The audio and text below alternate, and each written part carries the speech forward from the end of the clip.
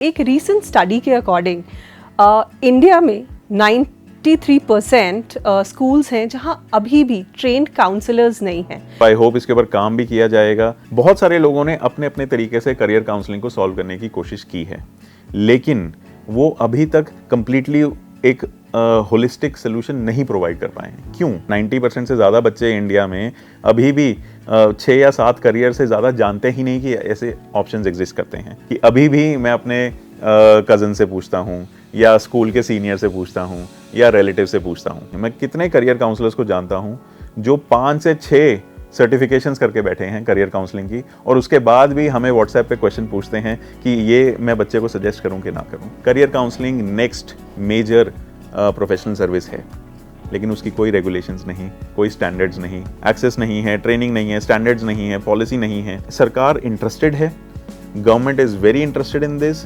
Government recognises the problem और वो इसके अंदर प्रॉपर इन्वेस्टमेंट भी कर रहे हैं। मैं बच्चों को गाइड करना चाहता हूँ या चाहती हूँ।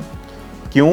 क्योंकि शायद मैंने अपनी लाइफ में कुछ चीज़ें एक्सपीरियंस की हैं जिसमें मुझे लगा कि अगर गाइडेंस होती तो मैं कुछ और करता। रिस्क फ्री करियर्स कौन से हैं? मेडिसिन, इंजीनियरिंग, और सबसे ज़्यादा रिस्की करियर्स कौन से हैं?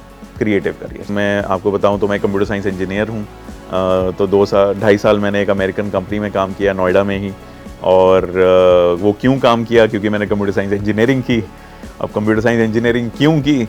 क्योंकि सभी कर रहे थे। करियर काउंसलिंग के ऊपर I stick to that answer now. किसी भी करियर ऑप्शन को, किसी भी एक्टिविटी को, किसी भी सब्जेक्ट को, किसी भी कॉलेज कोर्स को रिजेक्ट करने से पहले ट्राई कर लो।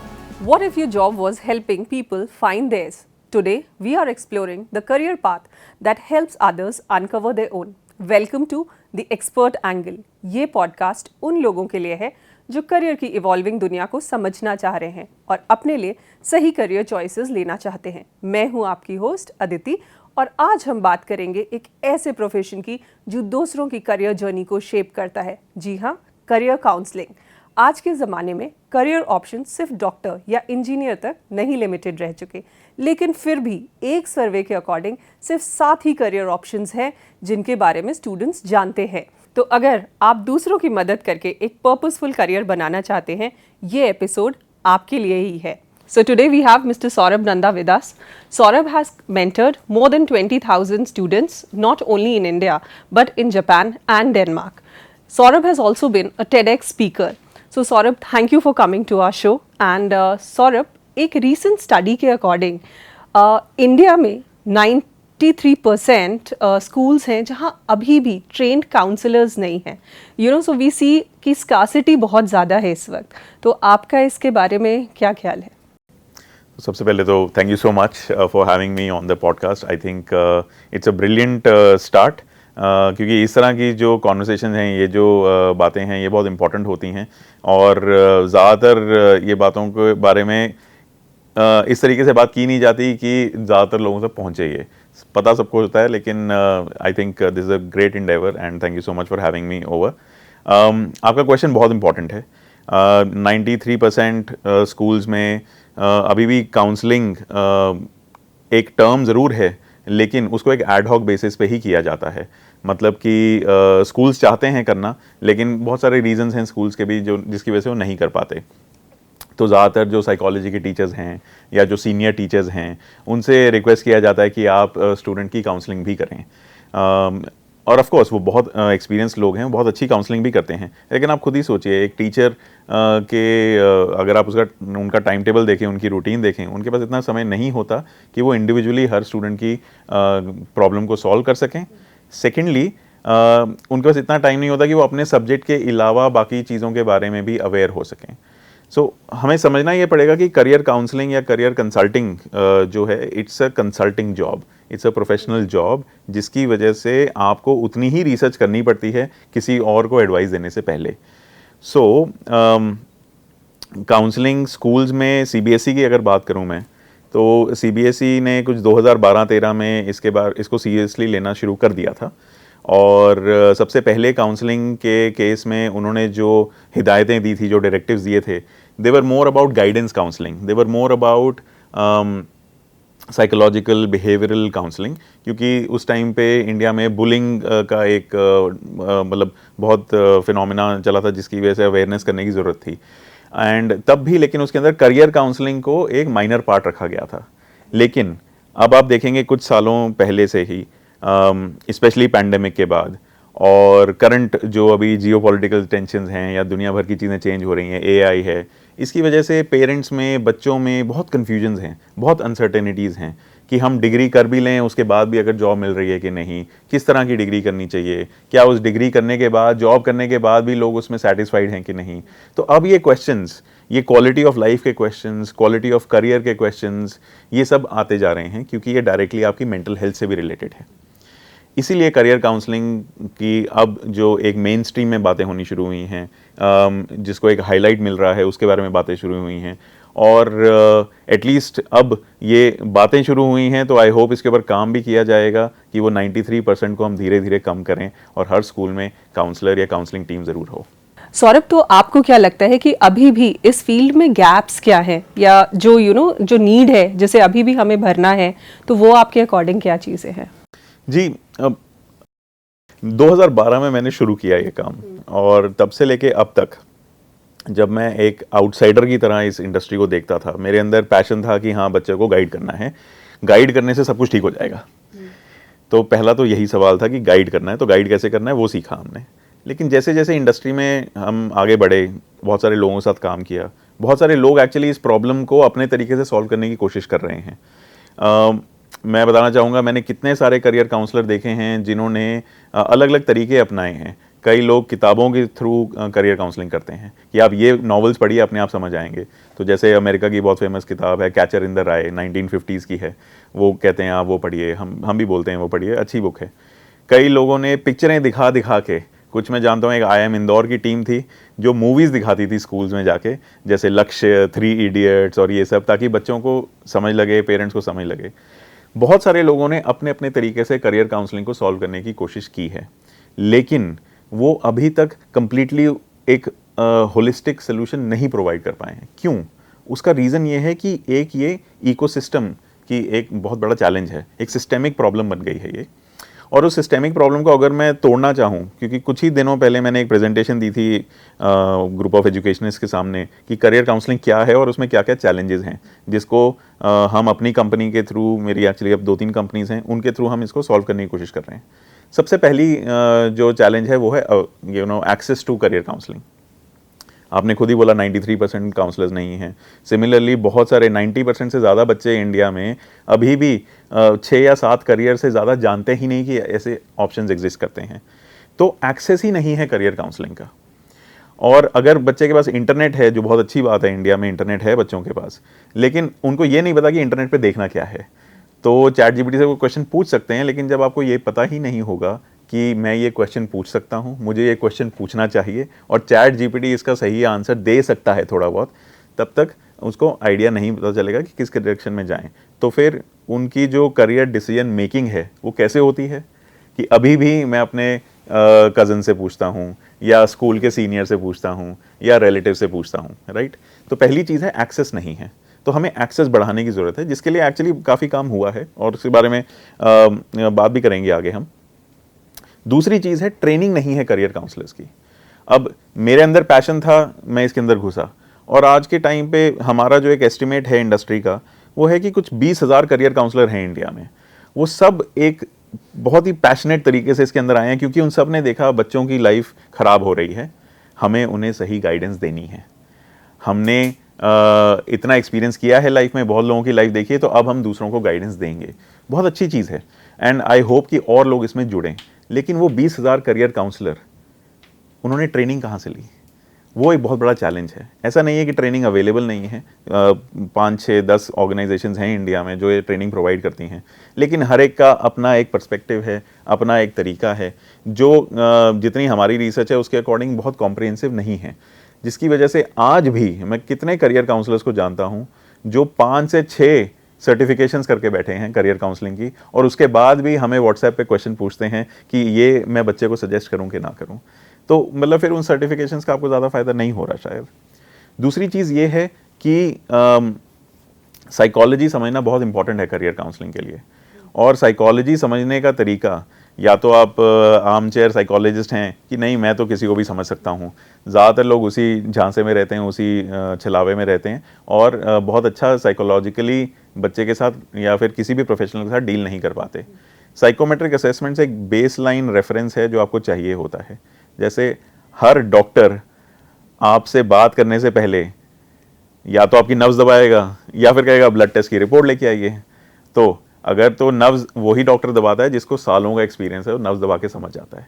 अगर आपको सालों का एक्सपीरियंस नहीं है तो ब्लड टेस्ट की रिपोर्ट तो देखनी ही पड़ेगी। साइकोमेट्रिक रिपोर्ट वैसी ही होती है। अब साइकोमेट्रिक रिपोर्ट बहुत सारे करियर काउंसलर अभी भी यूज़ नहीं करते या फिर सही साइकोमेट्रिक रिपोर्ट यूज़ नहीं करते। मैं अभी भी कई करियर काउंसलर को जानता हूं जो 6 साइकोमेट्रिक रिपोर्ट यूज़ करते हैं और फिर कहते हैं कि मैं आगे देखता हूं कि क्या बताना है। तो ये ट्रेनिंग की प्रॉब्लम है करियर काउंसलर्स की। इसके बाद आती है, इसी से जुड़ी हुई प्रॉब्लम है स्टैंडर्डाइजेशन। अब आप किसी भी प्रोफेशनल सर्विस को ले लीजिए, सबसे बड़ी प्रोफेशनल सर्विस मेडिसिन, दूसरा लॉ, तीसरा सीए। इन सब के आप देखेंगे बोर्ड्स हैं, बॉडीज़ बनी हुई हैं, रेगुलेटेड है, उनके रूल्स हैं जिनको आपको फॉलो करना है। Career counselling next major professional service है, लेकिन उसकी कोई रेगुलेशंस नहीं, कोई स्टैंडर्ड्स नहीं, एथिक्स के बारे में किसी ने बात नहीं की एंड सो ऑन। उस पर काम ज़रूर हो रहा है और आई होप बहुत जल्दी काम हो इस पर, लेकिन अभी भी वो स्टैंडर्ड्स मेंटेन नहीं किए जाते। चौथी जो प्रॉब्लम है वो है पॉलिसी सपोर्ट। अभी भी सेंट्रल लेवल पे, स्टेट लेवल पे एजुकेशन की पॉलिसीज़ के अंदर डायरेक्टली करियर काउंसलिंग को इंक्लूड नहीं किया जाता। ऐसा नहीं है कि काम नहीं हुआ, स्टेट ने प्रोजेक्ट किया, CSR के थ्रू कर लिया या अपना बजट निकाल के किया। अभी हम सिक्किम स्टेट में कर रहे हैं, सिक्किम गवर्नमेंट उसमें इन्वॉल्व है, ministry of tribal affairs involve है, लेकिन कोई पॉलिसी नहीं है इसके पीछे। तो वो एक पॉलिसी मिसिंग है एंड आई होप वो बहुत जल्दी बने। और ऐसा नहीं है कि सरकार ने इसके ऊपर काम करने की कोशिश नहीं की, पर जो भी उसमें ऑब्स्टिकल्स हैं, जो भी चीज़ें हैं, उन सबको हम जल्दी से जल्दी सॉल्व करें। और जो लास्ट 5वीं जो मेजर जो प्रॉब्लम आती है इसके अंदर, तो आप देखेंगे हमने हर चीज़ की बात की, एक्सेस नहीं है, ट्रेनिंग नहीं है, स्टैंडर्ड्स नहीं है, पॉलिसी नहीं है। फाइनली जो मेजर चैलेंज है वो है स्केलेबिलिटी का, जो खाली टेक्नोलॉजी के थ्रू हो सकता है। तो टेक्नोलॉजी के थ्रू हम करियर काउंसलिंग को कैसे आगे लेके जाएं, वो एक बहुत बड़ा चैलेंज है। अगेन बहुत स्मार्ट लोग इस पे काम करने की कोशिश कर रहे हैं, उन्होंने प्लेटफॉर्म्स बनाए हैं, उन्होंने वीडियोस बनाए हैं, लेकिन अभी भी वो उस प्रॉब्लम को सॉल्व नहीं कर पा रहे हैं। तो ये कुछ मेजर चैलेंजेस हैं करियर काउंसलिंग के लिए आज के टाइम पे। That's quite insightful. अच्छा, अब जैसे आपने मुझे बताया कि गवर्नमेंट के कुछ इनिशिएटिव्स हैं, तो सिमिलरली जैसे NCS है हमारा, ठीक है, युवा है, इसमें आई थिंक करियर काउंसलिंग को काफ़ी बढ़ावा मिला है इन स्कीम से। तो गवर्नमेंट की ही, जब जैसे अभी हम बात ही कर रहे थे, तो गवर्नमेंट के कौन से ऐसे इनिशिएटिव्स हैं और किस हद तक वो सक्सेसफुल रहे हैं, और अभी भी आपको, because you are into it right, तो आपको अभी भी क्या लगता है कि कौन से एरियाज हैं जहाँ पे यू थिंक कि अभी भी बहुत स्कोप है इम्प्रूवमेंट का? बिल्कुल। सो NCS की आप बात कर रहे हैं, नेशनल करियर सर्विस का जो पोर्टल है, तो उस पर बहुत सारे रिसोर्सेज अवेलेबल हैं। ये NCS का जो आइडिया है, ये एक्चुअली आप देखेंगे जो डिजिटल इंडिया का आइडिया है उसी के अंडर ये किया गया है, क्योंकि डिजिटल इंडिया के अंदर स्वयं नाम की एक चीज़ आई थी जिसमें बहुत सारे ऑनलाइन कोर्सेज हैं। नेशनल डिजिटल लाइब्रेरी की बात आई जो IIT खड़गपुर के साथ बनाई गई है, और उसके बाद ये अब NCS बना गया है, नेशनल करियर सर्विस पोर्टल, जिसमें बहुत सारे वीडियोज़ हैं अलग अलग करियर ऑप्शंस के बारे में, अलग अलग एंट्रेंस एग्ज़ाम के बारे में, बहुत सारे रिसोर्सेज अवेलेबल हैं, नोटिफिकेशंस आती हैं। उनका एक पार्ट है जिसमें आप एज अ करियर काउंसलर अपने आप को रजिस्टर भी कर सकते हैं, और वो फ्यूचर में जॉब पोर्टल के साथ भी लिंक करेंगे क्योंकि सरकारी जॉब पोर्टल्स भी हैं। सो NCS ज़रूर है वहाँ पर, क्योंकि एक नीड है, लोगों की, सिटीजन्स की नीड है, तो इसलिए सरकार ने उसको बनाया है। अब सिमिलरली यूनिसेफ ने युवा नाम का एक कैंपेन लॉन्च किया हुआ है जिसमें वो स्किल्स के बारे में बात करते हैं। उनका एक व्हाट्सएप की ऐप भी है। NCERT ने तमन्ना नाम का एक टेस्ट बनाया है जो स्कूल्स डाउनलोड करके खुद अपने स्कूल में कर सकते हैं। तो इसी तरीके से सरकार अलग अलग टाइप के इंटरवेंशन ज़रूर कर रही है, लेकिन अनफॉर्चुनेटली वो इंटरवेंशंस की जो अडेप्टेबिलिटी है, जो उसका यूजेज है, वो अभी भी उस लेवल तक नहीं पहुंचा जिस लेवल तक आना चाहिए था। अब उसके एग्जैक्ट रीजंस क्या हैं, बहुत सारे रीजंस हो सकते हैं, तो उसमें हम नहीं जाएंगे। लेकिन अच्छी बात यह है, इसमें देखने वाली बात यह है कि सरकार इंटरेस्टेड है, government is very interested in this, government recognises the problem और वो इसके अंदर प्रॉपर इन्वेस्टमेंट भी कर रहे हैं। लेकिन जैसे हर कोई इमर्जिंग फील्ड होती है, अगर मैं स्पेस टेक्नोलॉजी की बात करूं, सेमीकंडक्टर्स की बात करूं, इलेक्ट्रिक व्हीकल्स की बात करूं, उसी तरीके से ये भी एक इमर्जिंग फील्ड है। तो इसका कोई एग्जैक्ट सोल्यूशन या फॉर्मूला नहीं है कि इसी तरीके से काम किया जाएगा तो होगा। और ऐसा भी नहीं है कि करियर काउंसलिंग के बिना दुनिया चल नहीं रही थी, राइट। तो इस तरीके की चीज़ें आती हैं जब पॉलिसी बनाई जाती है। एंड मैं मतलब बहुत खुशनसीब हूँ एक तरीके से कि we are helping the government now to make a holistic policy around this, कि इसके एक पॉलिसी बनाई जाए। उसके लिए हम पायलट प्रोजेक्ट्स कर रहे हैं उनके साथ, उनको हम एक्शनेबल इंसाइट्स और डेटा दे रहे हैं जिसमें हम क्लियरली दिखाते हैं कि करियर काउंसलिंग इंटरवेंशन से पहले क्या सिचुएशन थी और उसके बाद में सिचुएशन इम्प्रूव कैसे हुई। जो एक अंडरलाइंग चैलेंज यहाँ पर है, जो मैंने बहुत सारे अधिकारियों से बात की है, कुछ पॉलिटिशियन से भी बात हुई है मेरी, जो एक अंडरलाइंग चैलेंज है वो ये है कि देखिए हम इंसानों से बात कर रहे हैं, ये कोई मशीन नहीं है कि आज मैंने 600 करोड़ लगाना था, लगा दिया और 6 महीने बाद वो चल पड़ा। जब आप किसी बच्चे से बात करते हैं, आप एक बार बात बताएंगे, ज़रूरी नहीं है वो समझेगा, इनफैक्ट नहीं होता वो, क्योंकि उनकी खुद की कंडीशनिंग है, सब कुछ है।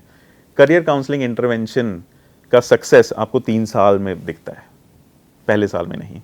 अब पॉलिसी पॉइंट ऑफ व्यू से आप देखें, जब भी कोई पायलट प्रोजेक्ट किया जाता है, उसका इमीडिएट वो इंसाइट्स या इमीडिएट उसका सक्सेस देखना चाहेंगे।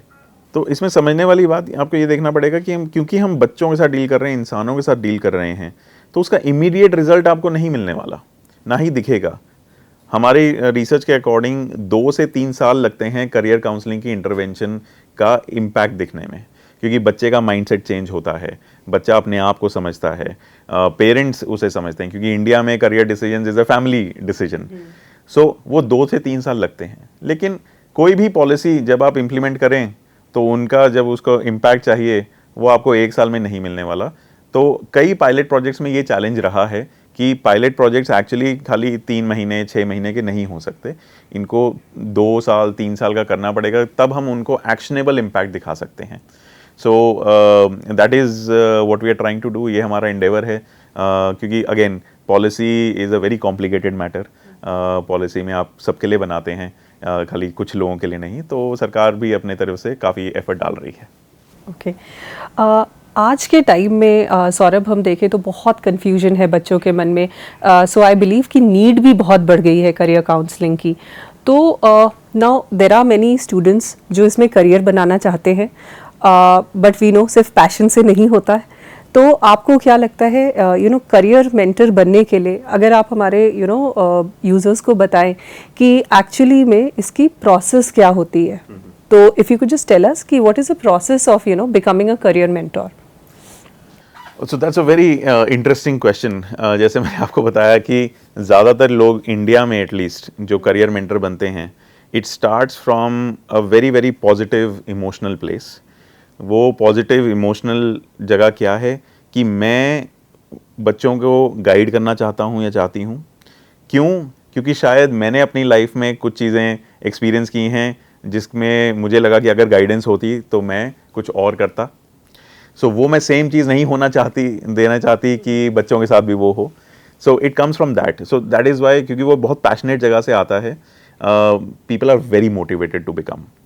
सो what I would recommend to all budding career mentors, और ये हम लगातार बात करते हैं अपनी हमारी काउंसलर सर्टिफिकेशन में भी, कि जब आप करियर मेंटर बनना चाह रहे हैं, सबसे पहली चीज़ आपको जो समझनी है वो है साइकोलॉजी एंड साथ में एथिक्स।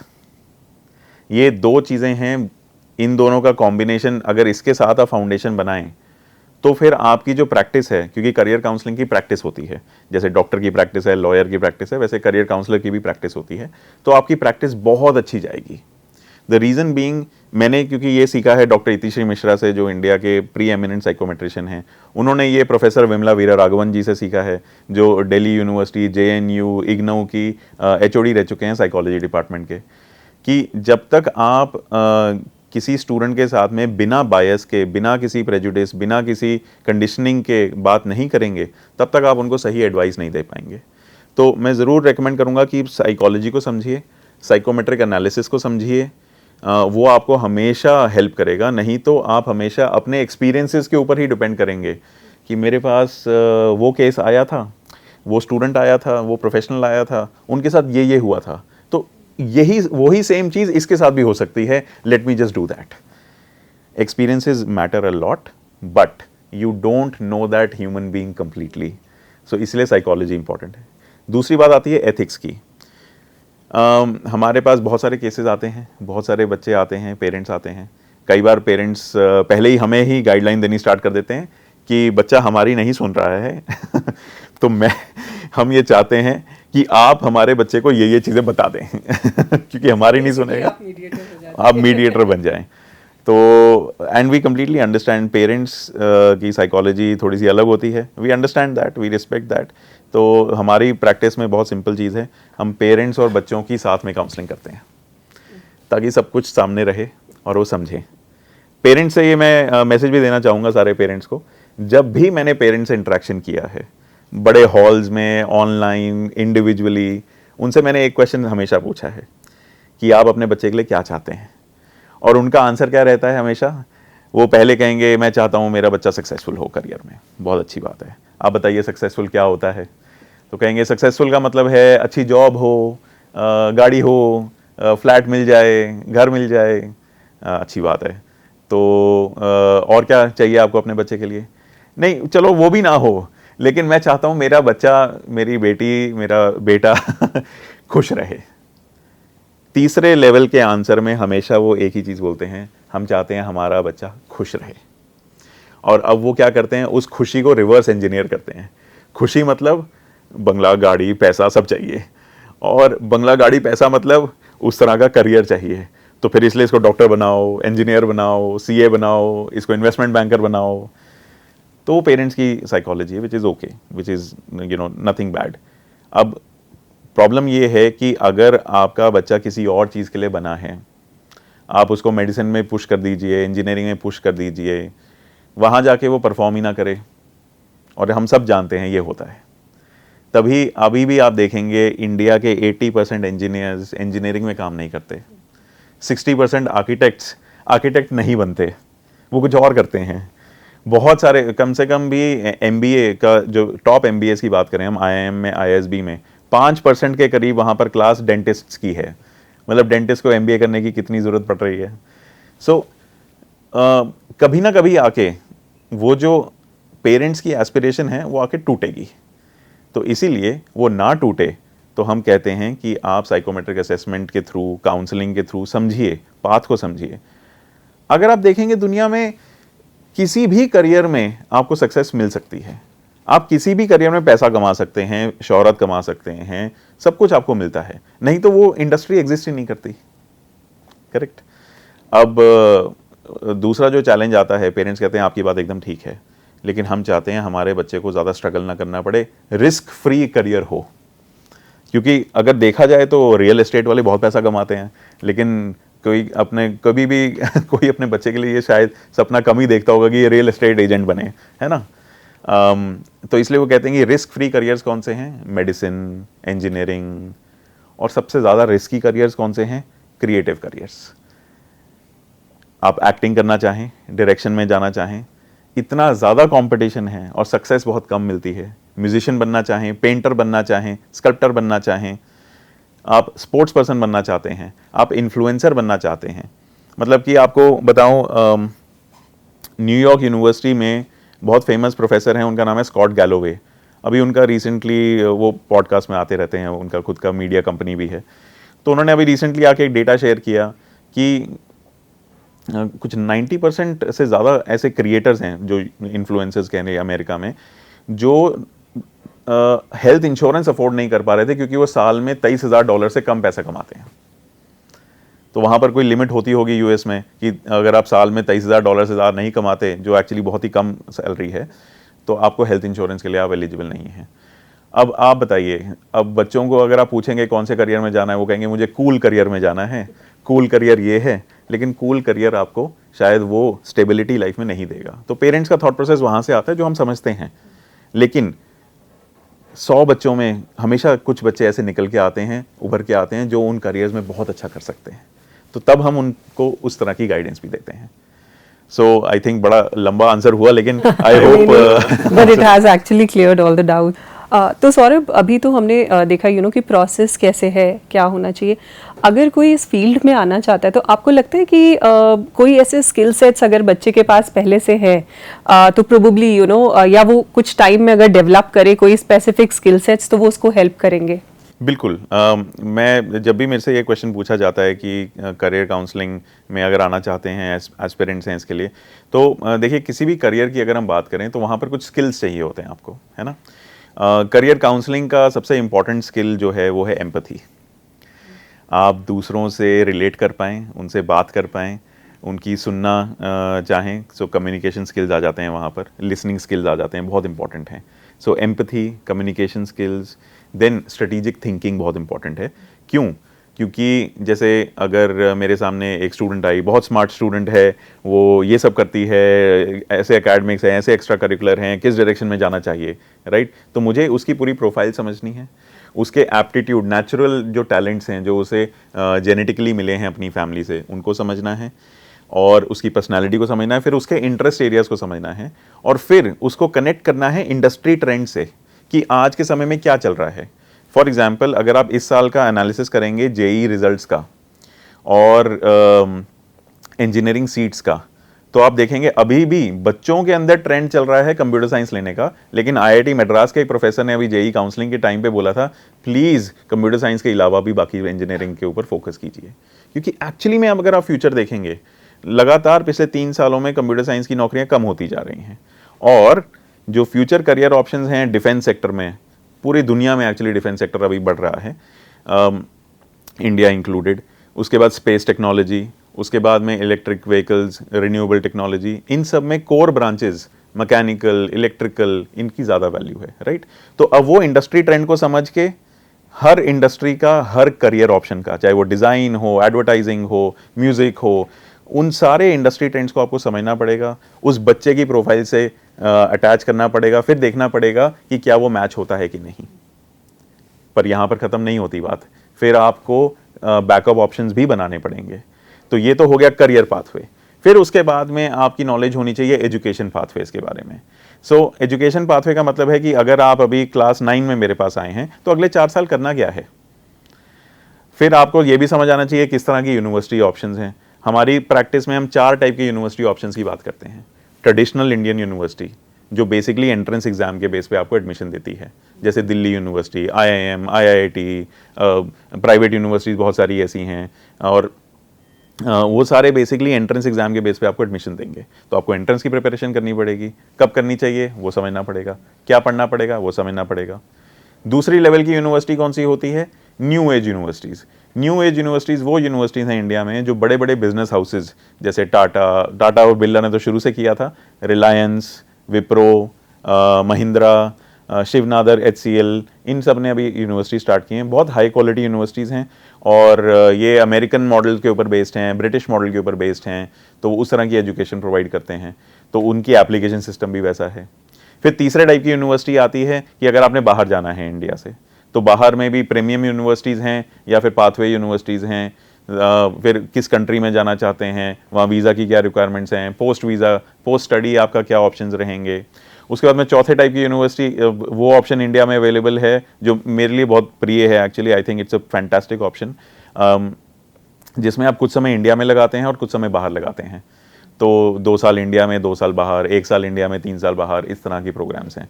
सो जब आपको ये सारी चीज़ें समझ आएंगी, जब आप बच्चे को समझेंगे, पेरेंट्स की रिक्वायरमेंट समझेंगे, फाइनेंशियल सिचुएशन समझेंगे, इंडस्ट्री ट्रेंड को समझेंगे, तभी आप अच्छी एडवाइस दे पाएंगे। साथ में आपको बैकअप ऑप्शंस भी देने पड़ेंगे। So this is the third skill.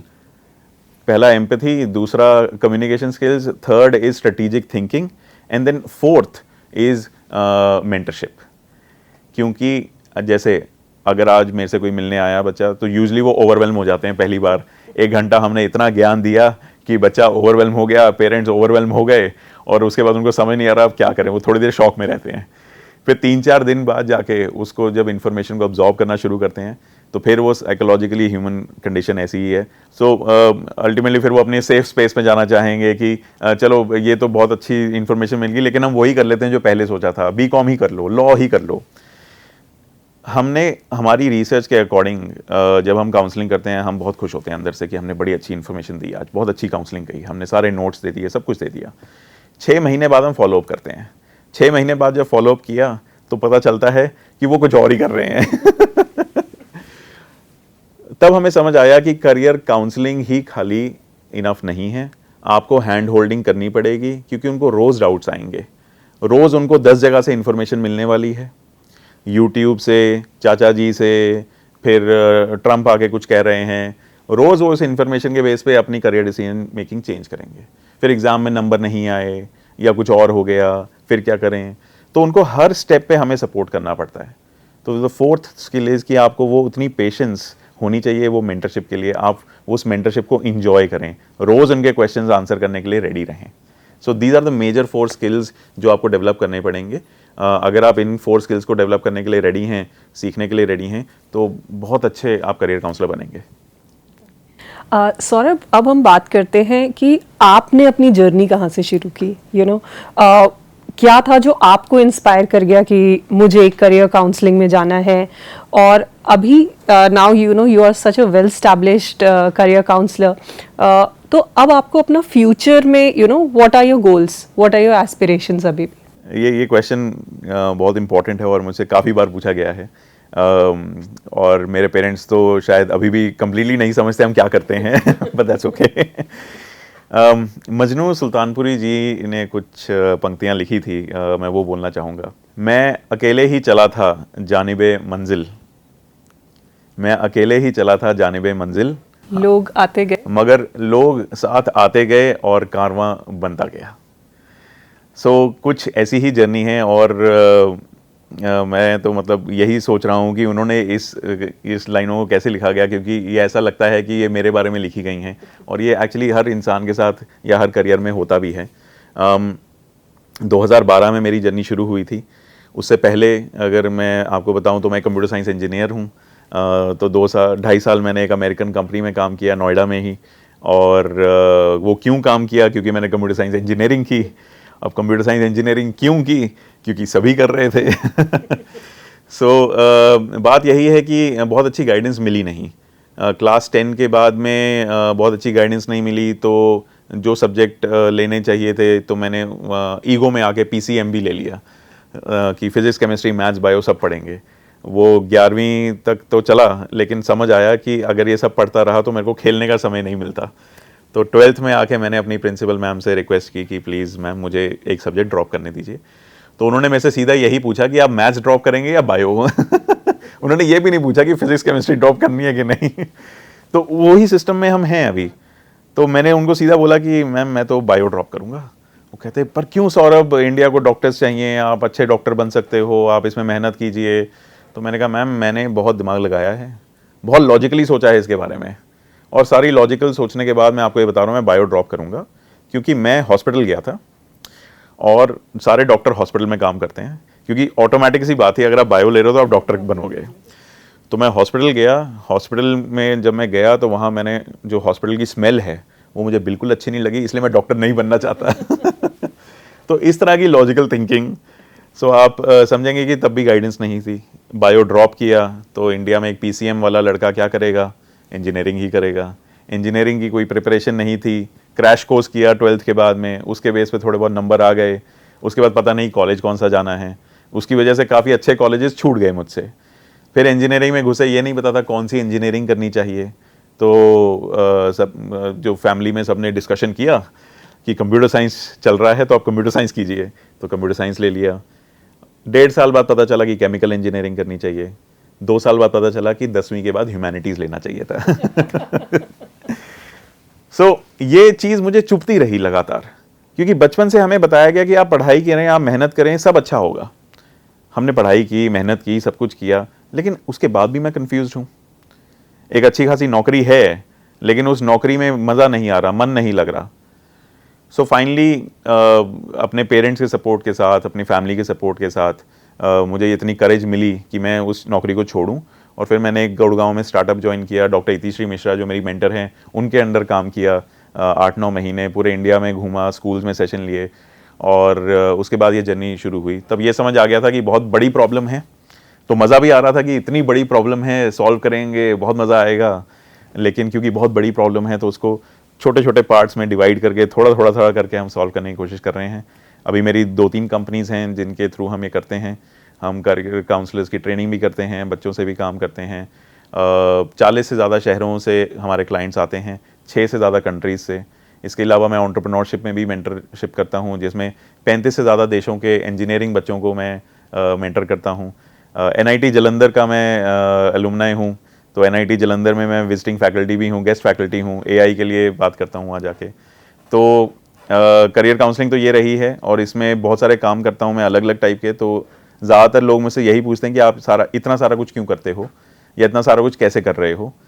मेरा सिंपल सा सवाल रहता है, इतनी बड़ी प्रॉब्लम को सॉल्व करना आसान नहीं है। मुझे इसके लिए बहुत सारी चीज़ें करनी पड़ती हैं, तब जाके मेरा एक पर्सपेक्टिव डेवलप होता है जिसकी वजह से हम अपने क्लाइंट्स को बेस्ट गाइडेंस दे पाते हैं। क्या वो दुनिया की बेस्ट गाइडेंस है? नहीं, बिल्कुल नहीं। लेकिन हर क्लाइंट के साथ हमारी मेहनत उतनी ही रहती है, हमारा पैशन, हम उसके पीछे पड़ जाते हैं उस प्रॉब्लम को सॉल्व करने के लिए। तो that is the perspective, that is the passion behind it, जिसको हम कर रहे हैं। और बहुत खुशी हो रही है मुझे ये बताते हुए, and thank you so much for allowing me to share this with everyone who is watching this, कि मेरे इस करंट स्टार्टअप जिसका नाम है SN मेंटरिंग, इसको अगस्त 2025 में 5 साल हो जाएंगे। Thank you so much. And इसी 5 साल की एनिवर्सरी में एक मिशन है जिसके बारे में हम 1 साल से बात कर रहे हैं, उसको हम और तेज़ी से और हौसला और एनर्जी के साथ करना चाहते हैं कि हम इंडिया को करियर मेंटरशिप रेडी बनाना चाहते हैं 2030 तक, जिसके लिए हम सरकार के साथ भी काम कर रहे हैं, जिसके लिए हम काउंसलर्स के साथ काम कर रहे हैं, यूनिवर्सिटीज़ के साथ काम कर रहे हैं, स्कूल्स के साथ काम कर रहे हैं। और जैसे मैंने बोला, कारवां बनता गया, तो मुझे लगा था मैं अकेला हूँ इस मिशन में, लेकिन फिर जब आप ऐसी बात करो तो साथ के साथ ही बहुत सारे लोग जिनको ये सेम चीज़ करनी है वो जुड़ते रहते हैं और हम साथ में काम कर रहे हैं। बिना कोलैबोरेशन के हम कुछ भी नहीं कर सकते। तो मेरा इसमें छोटा सा पार्ट है, बाकी तो हम सब मिलके ही इसको सॉल्व कर रहे हैं। All the very best and Saurabh, I'm so sure with counselors like you, मुझे नहीं लगता कि अब बच्चे those who are coming to you या parents जो आ रहे हैं वो बहुत दिन तक कोई confusion में जिएंगे। So जैसे अभी आपने बात की एक और कि AI पे आप है तो आजकल AI और टेक्नोलॉजी का हम देख रहे हैं, इसने हर एरिया में बहुत सारे चेंजेस आ रहे हैं उससे। तो क्या करियर काउंसलिंग की फील्ड में भी your field is also affected by AI? और आपको क्या लगता है कि अगर AI आ रहा है आपकी फील्ड में तो आपके वहाँ पे मेन स्ट्रीम में as career counsellor your role will be more into mainstream, या फिर आपको लगता है कि नहीं विद AI कमिंग अब हम वापस ऑब्सोलीट हो जाएंगे? बहुत ही एक्चुअली इम्पोर्टेंट सवाल है। अंदर से जिज्ञासा थी शुरू से कंप्यूटर साइंस के लिए, तो AI जब आया तो बहुत मिक्स फीलिंग्स थी, क्योंकि टेक्नोलॉजी जो है वो दो धारी तलवार होती है। It's a double aged sword, right. बहुत सारी अच्छी चीज़ें भी होती हैं लेकिन बहुत सारी बुरी चीज़ें भी होती हैं। 2022 में मैं अपने AI वाले को फाउंडर के साथ काम करना शुरू किया मैंने, और हमने अपना खुद का LLM भी बनाया। LLM मतलब जैसे ChatGPT LLM है, तो हमने खुद का LLM भी बनाया और हमने AI करियर काउंसलर लॉन्च किया, क्योंकि मेरे दिमाग में था कि मैं 10 करोड़ बच्चों तक पहुंचूं। अब 10 करोड़ बच्चे तक एक इंसान कैसे पहुंच सकता है? आप लाइफ में, मतलब जो मेरी मेंटर हैं डॉक्टर इतिश्री मिश्रा, उन्होंने 2 लाख बच्चों को टच किया है पिछले 30 सालों में, राइट। तो एक इंसान कितना कर लेगा? सो टेक्नोलॉजी के बिना ये हो नहीं सकता। तो जब AI आया, पहली बार मुझे टेक्नोलॉजी के ऊपर वो कॉन्फिडेंस आया कि अब शायद हम टेक्नोलॉजी के थ्रू करियर काउंसलिंग दे सकते हैं। जबकि कंप्यूटर साइंस इंजीनियर होते हुए 2012 के बाद मैंने टेक्नोलॉजी को टच तक नहीं किया। क्यों? क्योंकि वो टेक्नोलॉजी यूजलेस थी मेरे अकॉर्डिंग। जब डॉक्टर इतिश्री मिश्रा के साथ जब 2 लाख बच्चे हैं, तो AI के थ्रू अब मुझे दिखने लग गया कि मैं उन्हीं की राह पे चलूंगा, लेकिन 2 लाख से की जगह पे शायद 10 करोड़, 20 करोड़, बच्चों को टच कर सकते हैं। तो हमने AI करियर काउंसलर लॉन्च किया। इंटरेस्टिंग सी बात बताऊंगा आपको, जब AI करियर काउंसलर बनाया, लॉन्च किया, बच्चों को दिया कि आप इसको यूज़ कीजिए, और हम देख रहे थे पीछे से डेटा को, तो हमें दिखा कि बच्चे यूज़ तो करते हैं लेकिन ज़्यादा देर तो यूज़ नहीं करते। तो फिर हमने पूछा क्या अच्छा नहीं बना, क्या सही आंसर दे रहा है कि नहीं दे रहा है? नहीं नहीं, बहुत अच्छा है सर, बहुत अच्छा आंसर दे रहा है, और बहुत अच्छा रहेगा, best of luck and everything. I said okay, but they were not using the AI career counsellor, and that was very shocking to me, क्योंकि मेरे दिमाग में था कि अब वो जो बच्चा, वो जो स्टूडेंट है जिसको शायद रात को 3 बजे उठ के पैनिक अटैक आएगा कि अब मैं क्या करूं फ्यूचर में, अब उसके पास अपनी पॉकेट में अपने कंप्यूटर के सामने एक AI करियर काउंसलर जो उसको डायरेक्टली आंसर दे सकता है, पर बच्चा रेडी नहीं है उसको यूज करने के लिए। और ये सबसे बड़ी लर्निंग थी हमारी। जब बच्चों से और बात की तो हमें ये समझ आया कि जो जो उनके दिमाग में क्वेश्चन थे कि इस करियर में क्या होता है, कितनी सैलरी मिलेगी, कौन सा कॉलेज अच्छा है, कौन सा कोर्स अच्छा है, वो सब तो उसी टाइम पे करियर काउंसलर ने आंसर दे दिया 5 मिनट के अंदर। अब उनके पास क्वेश्चन ही खत्म हो गए, अब वो डिसीजन बना नहीं पा रहे हैं। 90% आपके फैक्चुअल क्वेश्चंस AI आंसर कर देता है, लेकिन जो आखिरी का जो 10% है ना, वो बिना ह्यूमन बीइंग के होता ही नहीं, क्योंकि इंसान ही है जो आपको समझेगा, कॉन्फिडेंस ट्रांसफर करेगा, मोटिवेट करेगा, जो AI नहीं कर सकता। So that human touch has to be there, right? Absolutely. So AI actually will improve career counseling a lot, because at least हम factually गलत चीजें नहीं बताएंगे, जो लेटेस्ट चीज है वो ही बताएंगे, लेकिन बताने का काम इंसान को ही करना पड़ेगा। So that is the learning that we had. But there was one demographic which was using AI a lot. हमारा करियर काउंसलर को बहुत यूज किया जा रहा था। एक ग्रुप ऑफ पीपल जो यूजर्स थे वो कौन थे? वो दूसरे करियर काउंसलर थे। तो करियर काउंसलर्स को AI की बहुत रिक्वायरमेंट है, क्योंकि इतने सारे करियर्स हैं, इतने सारे ऑप्शंस हैं, आप सारी चीज़ें नहीं याद रख सकते। तो AI आपको उसी टाइम पे सही आंसर दे देता है। तो हम भी AI को बहुत यूज़ करते हैं मेरी कंपनी के अंदर भी, लेकिन एंड में आके जब बच्चे से बात करनी है, पेरेंट्स से बात करनी है, तब इंसान को आना ही पड़ता है। तो AI कैसे इम्पैक्ट करेगा? AI आपकी इंफॉर्मेशन की क्वालिटी बहुत इंप्रूव कर देगा, आपकी स्ट्रैटेजी बहुत अच्छी बना देगा, आपको सारी इंफॉर्मेशन दे देगा ताकि आप कंपेयर कर सको। इनफैक्ट कंपेयर करके भी बता देगा कि ये अच्छा है, ये बुरा है, लेकिन वो कभी भी डायरेक्टली नहीं सॉल्व कर सकता प्रॉब्लम।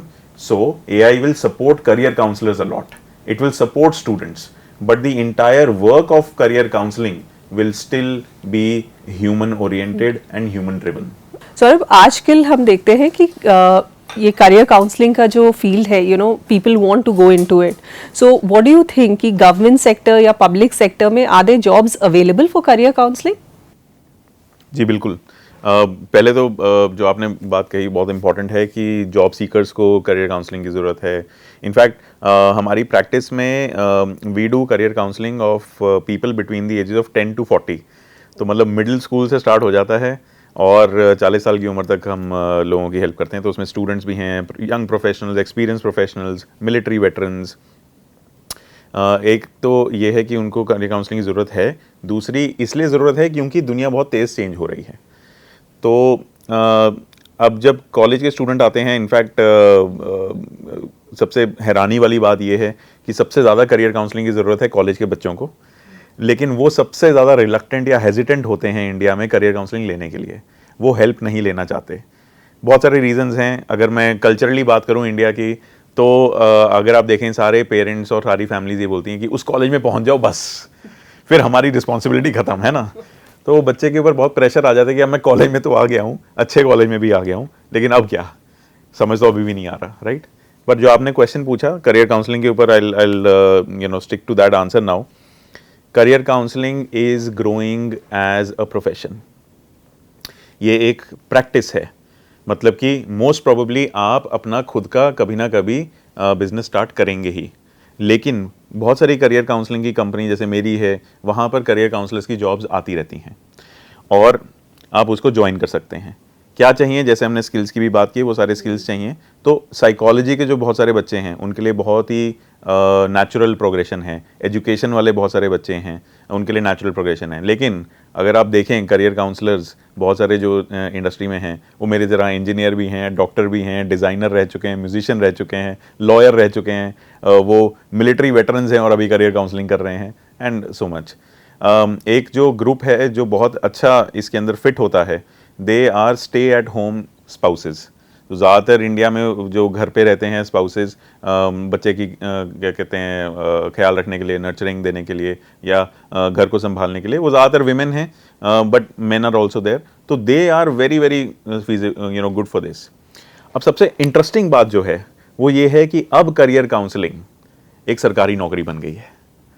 मतलब कि सरकार की नौकरियों का नोटिफिकेशन आता है जिसमें आप एज अ करियर काउंसलर आप सरकारी स्कूल्स में उनके लिए जॉब अवेलेबल है।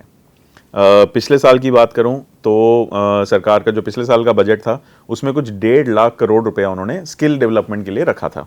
हर साल सरकार हर साल इतना कुछ अमाउंट रखती है।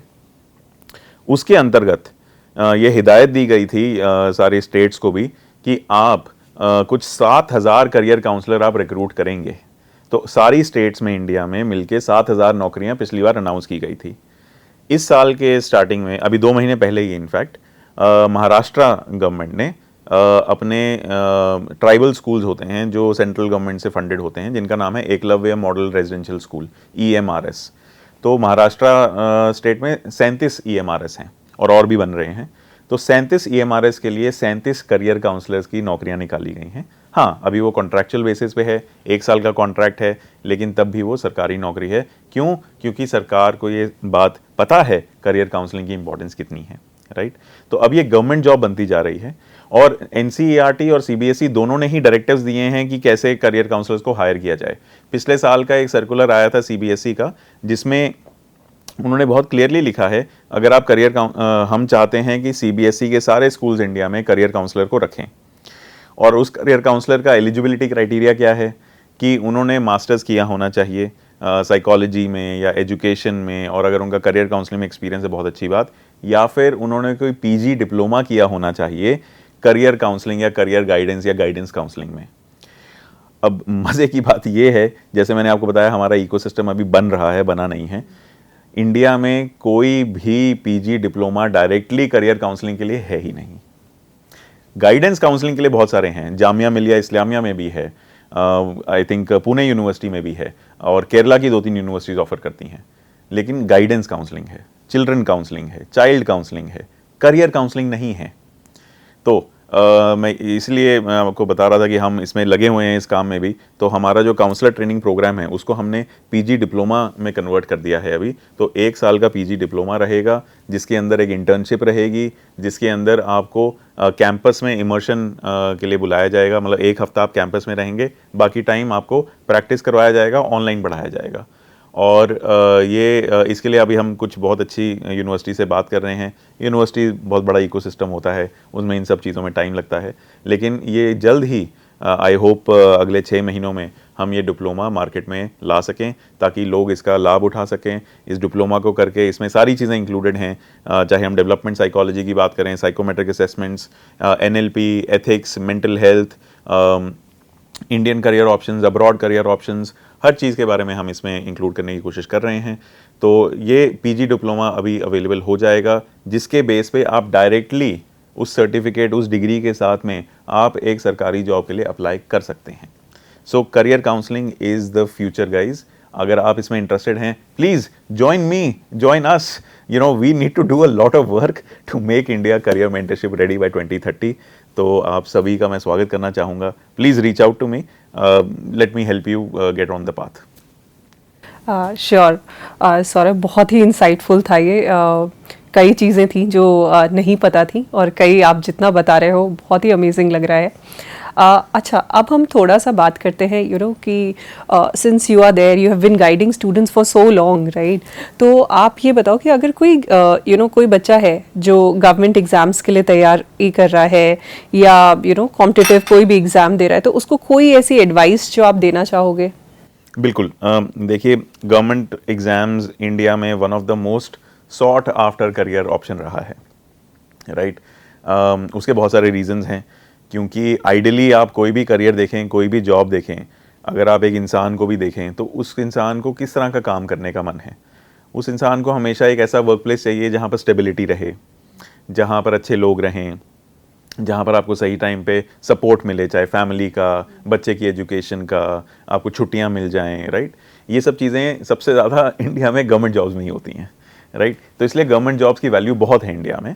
In fact around 52% of formal employment जो है, फॉर्मल एम्प्लॉयमेंट मतलब जो ऑर्गेनाइज सेक्टर में, जिसमें आपके बैंक में सैलरी आ रही है, आपको पे स्लिप मिल रही है, उसको फॉर्मल एम्प्लॉयमेंट कहते हैं। 52% जो फॉर्मल एम्प्लॉयमेंट है इंडिया में वो सरकार में है, चाहे वो रेलवेज़ हो, डिफेंस सेक्टर हो, अलग अलग मिनिस्ट्रीज़ हों, या स्टेट गवर्नमेंट की मशीनरी हो। तो 52% जो वर्कफोर्स है वो सरकार में ही काम करती है, जिसका मतलब क्या है कि बहुत सारी टाइप की गवर्नमेंट जॉब्स हैं। हम सब ने IAS, IPS, IFS के बारे में सुना होगा, लेकिन ऐसी इतनी सारी सरकारी जॉब्स हैं कि जिनका कोई लिमिट नहीं है। तो इसीलिए एस्पिरेंट्स भी उतने ही होंगे। अनफॉर्चुनेटली समझने वाली बात यह है कि गवर्नमेंट जॉब को मेरिटोरियस बनाना या फिर उसके अंदर एक ट्रांसपेरेंसी रखना सरकार का काम होता है, जिसकी वजह से वो एक एंट्रेंस एग्ज़ाम रखते हैं कि एग्ज़ाम में आप मेरिट ले आइए तो आपका सिलेक्शन हो जाएगा, क्योंकि आप किसी और तरीके से डिस्क्रिमिनेट नहीं कर सकते, राइट। सो वो एंट्रेंस एग्ज़ाम जो है उसकी पहली चीज़ आपको प्रिपरेशन करनी पड़ेगी। अंडरस्टैंडिंग यहाँ पर बढ़ती है जब हमें पता चलता है कि आप जितने भी एंट्रेंस एग्ज़ाम देखें सरकार के, उन सब में तकरीबन सेम टाइप की चीज़ें ही पूछी जाती हैं। तो उसमें थोड़ा सा एप्टीट्यूड पूछेंगे, मैथ इंग्लिश आ जाएगा, लॉजिकल रीजनिंग आ जाएगा, GK आ जाएगा। अगर बैंक के एग्ज़ाम्स की बात करें तो नॉन वर्बल रीजनिंग आ जाती है। तो इन चीज़ों को आपको प्रैक्टिस करनी पड़ेगी, और सेम प्रैक्टिस से, सेम पढ़ाई, सेम प्रिपरेशन से आप मल्टीपल जॉब ऑप्शंस के लिए अप्लाई कर सकते हैं। हम अभी दिल्ली में बैठे हैं, तो दिल्ली की बात करें तो UPSC के एग्ज़ाम्स के लिए, IAS के लिए गढ़ माना जाता है दिल्ली। ऐसे और भी इंडिया में बहुत गढ़ हैं, हैदराबाद है, पटना है, इलाहाबाद है, चंडीगढ़ है, एंड सो ऑन। अब इस गढ़ में आप देखेंगे, आप कभी जाएं राजेंद्र नगर या मुखर्जी नगर, जहाँ पर ये बहुत बड़ा इसका इकोसिस्टम है, वहाँ पर आप देखेंगे कि मल्टीपल जॉब्स के लिए अप्लाई किया जाता है बैकअप के लिए, कि अगर IAS IPS नहीं हुआ तो एटलीस्ट यहाँ हो जाएगा, तो यहाँ नहीं हुआ तो वहाँ हो जाएगा। तो इसीलिए सबसे पहले तो आपको प्रिपरेशन है, उसकी स्ट्रैटेजी है। उसके लिए आई थिंक जोश के ही प्लेटफॉर्म पे बहुत अच्छी अच्छी इन्फॉर्मेशन अवेलेबल है, तो आप उसको ज़रूर यूज़ कीजिए। लेकिन समझने वाली बात यह है कि कोई भी करियर हो, कोई भी इंडस्ट्री हो, कोई भी फील्ड हो, आपको हमेशा बैकअप लेके चलना पड़ेगा। तो गवर्नमेंट जॉब्स के लिए आपको बैकअप बनाना पड़ेगा। आई थिंक 30 या 32 साल की उम्र से ऊपर आप दोबारा UPSC के लिए बैठ नहीं सकते, है ना। तो उसके बाद ज़्यादातर लोग क्या करते हैं, जब वो उम्र निकल जाती है या नंबर ऑफ अटेम्प्ट्स खत्म हो जाते हैं, तो फिर वो स्टेट सिविल सर्विसेज के लिए चले जाते हैं, क्योंकि वहाँ पर जो लिमिट है, एज लिमिट है, वो ज़्यादा होती है। ठीक है, पर वो सही बैकअप ऑप्शन भी नहीं होगा, क्योंकि आप 40 साल तक अगर कुछ और नहीं कर रहे हैं तो बहुत अच्छा करियर जर्नी नहीं रही। सेकेंडली, आपकी मेंटल हेल्थ पे बहुत इंपैक्ट पड़ेगा। तो आपको बैकअप ऑप्शंस रखने हैं। बैकअप ऑप्शंस किस तरह के हो सकते हैं? अगेन, अपने आप को समझिए, अपने स्किल्स को समझिए। मैं कितने सारे ऐसे लोगों को जानता हूं जो IAS की पढ़ाई करने आए थे और उसके बाद खुद ही IAS के टीचर बन गए, IAS के एग्ज़ाम के, है ना। तो उनका शुरू से ही भगवान का गिफ्ट था कि वो पढ़ाने में ही आगे बढ़ेंगे, और उसमें बहुत सक्सेसफुल हैं आज वो, राइट। सो तो बैकअप ऑप्शन के लिए आपको अपने आप को समझना पड़ेगा, इंडस्ट्री ट्रेंड्स को समझना पड़ेगा, और देखना पड़ेगा किस डायरेक्शन में अगर जाएं तो हम काम कर सकें। तीसरी चीज़ का, बहुत सारे लोग चाहते हैं कि मैं सरकारी नौकरी इसलिए करूं ताकि मैं देश की प्रगति में मदद कर सकूं। बहुत अच्छी बात है। ज़रूरी नहीं है कि आपको उसके लिए UPSC ही क्लियर करना है। मैं अब सरकार के साथ काम कर रहा हूं, तो मेरे पास सरकारी नौकरी नहीं है, लेकिन तभी मैं सरकार के साथ काम कर पा रहा हूं। तो ऐसी लैटरल एंट्री स्कीम्स पिछले 10-12 सालों में बहुत सारी बढ़ी हैं। चीफ मिनिस्टर फेलोशिप्स होती हैं, हरियाणा की है, पंजाब की है, कर्नाटका की है। वहाँ पर चीफ मिनिस्टर के ऑफिस में आपको फेलोशिप 50,000 से 1 लाख रुपए की तनख्वाह भी मिलती है, जिसमें आप चीफ मिनिस्टर के साथ लगते हैं, काम करते हैं, देखते हैं कि सरकारी मशीनरी कैसे चलती है। सो बहुत सारे तरीके हैं वहाँ जाने के। आप प्लीज़ एक्सप्लोर करना शुरू करें। भेड़ चाल में बिना सोचे समझे, फैमिली के प्रेशर में आके खाली एक डायरेक्शन में जाएंगे तो आप मतलब क्या कर रहे हैं, वो अंग्रेजी में कहावत है ना, putting all your eggs in the same basket, that will not work out for you. क्योंकि आपको बैकअप ऑप्शन रखने ही हैं। इंडस्ट्री है, ज़िंदगी है, बहुत अनसर्टेन है, बहुत सारी चीज़ें चेंज होती हैं। तो आई होप अगर जब भी कन्फ्यूजन हो आप किसी करियर काउंसलर से बात करें, अपने IAS के टीचर से बात करें, सीनियर से बात करें, कहीं ना कहीं से आपको गाइडेंस ज़रूर मिलेगी, या फिर जोश के प्लेटफॉर्म पे आएँ। डॉक्टर, इंजीनियर, CA के बियॉन्ड भी एक दुनिया है, तो स्टूडेंट उन करियर्स को कैसे ढूंढ सकते हैं? तो बहुत अच्छी ये बहुत ही अच्छा सवाल है, क्योंकि जैसे हमने शुरू भी किया जब कॉन्वर्सेशन, तो हमें यही पता चला कि बहुत सारे बच्चों को पता ही नहीं है, राइट। अब बहुत सारे मतलब एक इंटरेस्टिंग चीज़ की बात करना चाहूँगा, क्योंकि मेरी अभी करंटली टीम सिक्किम में गई हुई है, और सिक्किम में वहाँ पर 4 EMRS स्कूल्स हैं। उन चारों स्कूलों में अभी करियर काउंसलिंग वो करके आ रहे हैं। 10 दिन का ट्रिप है, क्योंकि वो रिमोट एरियाज़ में है, सब कुछ है। बहुत इंटरेस्टिंग चीज़ ये है कि सिक्किम की जो लोकल करियर ऑप्शंस हैं, जिसके लिए बहुत लोग इंटरेस्टेड हैं, जो हमारी रिसर्च में आया कि एक तो सिक्किम की पॉपुलेशन बहुत छोटी है, बहुत छोटा स्टेट है, पॉपुलेशन भी छोटी है। आई थिंक सिक्किम के जो सिटीजन्स होंगे शायद 3-3.5 लाख होंगे, एक्चुअल फिगर देखना पड़ेगा, बट अगर 3-3.5 लाख की पॉपुलेशन है, उस स्टेट का जो डेवलपमेंट का जिम्मा है वो उन्हीं लोगों के पास है। सिक्किम की इकॉनमी ज़्यादातर एग्रीकल्चर और हॉस्पिटैलिटी पे बेस्ड है, क्योंकि ऑर्गेनिक फार्मिंग के लिए माना जाता है सिक्किम। हॉस्पिटैलिटी मतलब टूरिज़्म सेक्टर जितना भी है, वहाँ पर अब लोगों का एक पूरा ट्रेंड चल रहा है कि लोगों को जहाँ जहाँ ज़मीन मिल रही है वहाँ पर वो होम स्टेज बना रहे हैं। ये बहुत बड़ा बिजनेस है वहाँ पर। जब आप और करियर ऑप्शंस देखना चाहते हैं, सबसे पहले अपने आसपास का इलाका देखें, वहाँ क्या चल रहा है, वहाँ किस चीज़ की डिमांड है, और क्या चीज़ में आगे प्रगति होने वाली है, तो क्या वहाँ पर फर्स्ट मूवर बन सकते हैं कि नहीं। इसीलिए हमने सिक्किम के जब उन बच्चों से भी बात करनी स्टार्ट की, टीचर से बात की, पेरेंट्स से बात की, प्रिंसिपल से बात की, तो हमें समझ आया कि कुछ करियर ऑप्शंस के बारे में उनको पता ही नहीं है, इन्फॉर्मेशन नहीं है, लेकिन वो वहाँ पर बहुत अच्छे चलेंगे। फॉर एग्जाम्पल हॉर्टिकल्चर एक बहुत इंपॉर्टेंट एस्पेक्ट है। हॉर्टिकल्चर मतलब आप अपने फ्रूट्स और बेरीज या फिर बहुत अच्छी कैश क्रॉप्स उगा सकते हैं। Florist and floriculture is a very important option over there, क्योंकि वहाँ पर जो टेम्परेचर है, जो इन्वायरमेंट है, that supports a lot of growth of beautiful flowers. Himalayas हैं, हिमालय की गोद में हैं वो, राइट। तो और ये सेम चीज़ मैंने नागालैंड में भी देखी थी। वहाँ पर बुकेज बनाने का पूरा एक इंडस्ट्री है वहाँ पर। बहुत सुंदर सुंदर ड्राइड फ्लावर्स के भी बनते हैं और एक्चुअल फ्लावर्स के भी बनते हैं, and which is going to take the industry forward, right.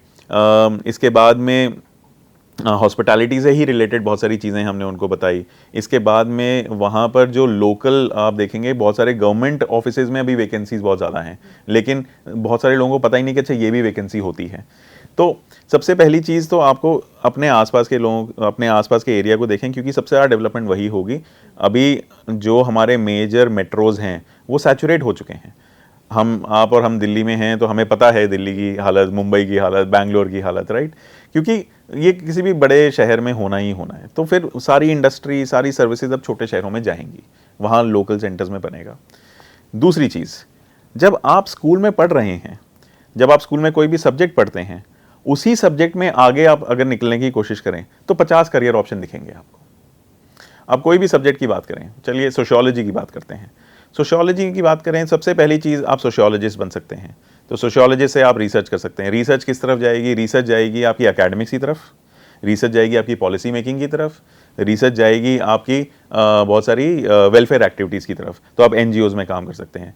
मैं आपको बताना चाहूँगा कि जो सोशल डेवलपमेंट सेक्टर है इंडिया का, कुछ 50,000 करोड़ जितना बड़ा है, 50,000 करोड़ की बड़ी इंडस्ट्री है वो।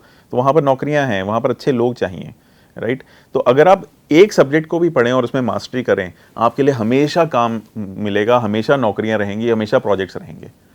ज़्यादातर लोगों की जो प्रॉब्लम है वो क्या है? मुझे जल्दी से जल्दी सक्सेस चाहिए, कम से कम मेहनत करके। अब आप कम से कम मेहनत और जल्दी से जल्दी सक्सेस चाहते हैं, ये तो आइंस्टाइन को भी नहीं मिली थी। तो आप किसी की भी स्टोरी ले लें, चाहे वो बिल गेट्स की स्टोरी हो, वो 12-13 साल की उम्र से प्रोग्रामिंग कर रहा था, इसलिए 21 साल की उम्र में जाके IBM का कॉन्ट्रैक्ट मिला उसे, तब वो सक्सेसफुल हुआ। 10 साल की जर्नी थी। किसी भी करियर में सक्सेस लेने के लिए 10 साल मिनिमम है। मैं 2012 में अपनी जर्नी स्टार्ट की है, तो आज इस पड़ाव पे हम पहुंचे हैं। 10 साल लगेंगे। आप इंसान हैं, आप मशीन नहीं हैं। और कोई भी डायरेक्शन चूज कीजिए, कोई प्रॉब्लम नहीं है, उसमें आपको सक्सेस मिलेगी। So that would be my answer, I guess. Okay. Do you recommend these career assessment test या psychometric test and आपको क्या लगता है कितने reliable होते हैं? बिल्कुल, ये बहुत इम्पॉर्टेंट क्वेश्चन है। देखिए, साइकोमेट्रिक असेसमेंट क्या होता है पहले वो थोड़ा समझ लेते हैं। अब मैं आपसे बात कर रहा हूँ, अब अगर हमें 2-3 घंटे का समय मिले तो फिर हम एक दूसरे के बारे में बहुत सारी चीज़ें जान लेंगे, राइट? अब हर इंसान को आप 2-3 घंटे नहीं दे सकते उनको समझने के लिए, उनको पहचानने के लिए। तो क्या कोई तरीका हो सकता है मैं किसी इंसान को समझ लूँ बहुत कम समय में? वो तरीका है साइकोमेट्रिक असेसमेंट। कि उस टेस्ट में मैं आपसे वही क्वेश्चन पूछूंगा जो हमारी बातचीत में, हमारी वार्तालाप में होते, लेकिन एक साइंटिफिक तरीके से।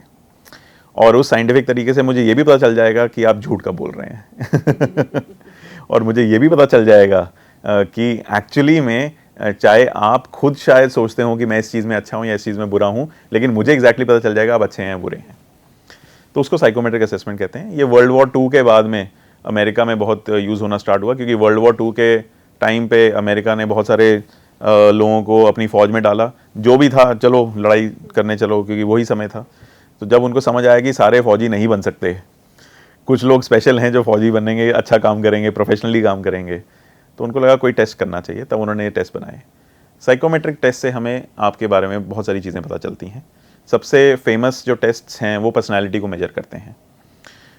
करियर के लिए स्पेशली जब आप यंग स्टूडेंट से बात कर रहे हैं, स्कूल के बच्चों से, हाई स्कूल के बच्चों से, तो आपको एप्टीट्यूड मेजर करने बहुत इंपॉर्टेंट है। एप्टीट्यूड मतलब आपकी कुदरती प्रतिभा, जो आपका नेचुरल टैलेंट है, किसी भी कार्य को करने की क्षमता, जिस कार्य को आप बिना रुके बिना थके कर सकते हैं, राइट, वो आपका नेचुरल टैलेंट हो सकता है।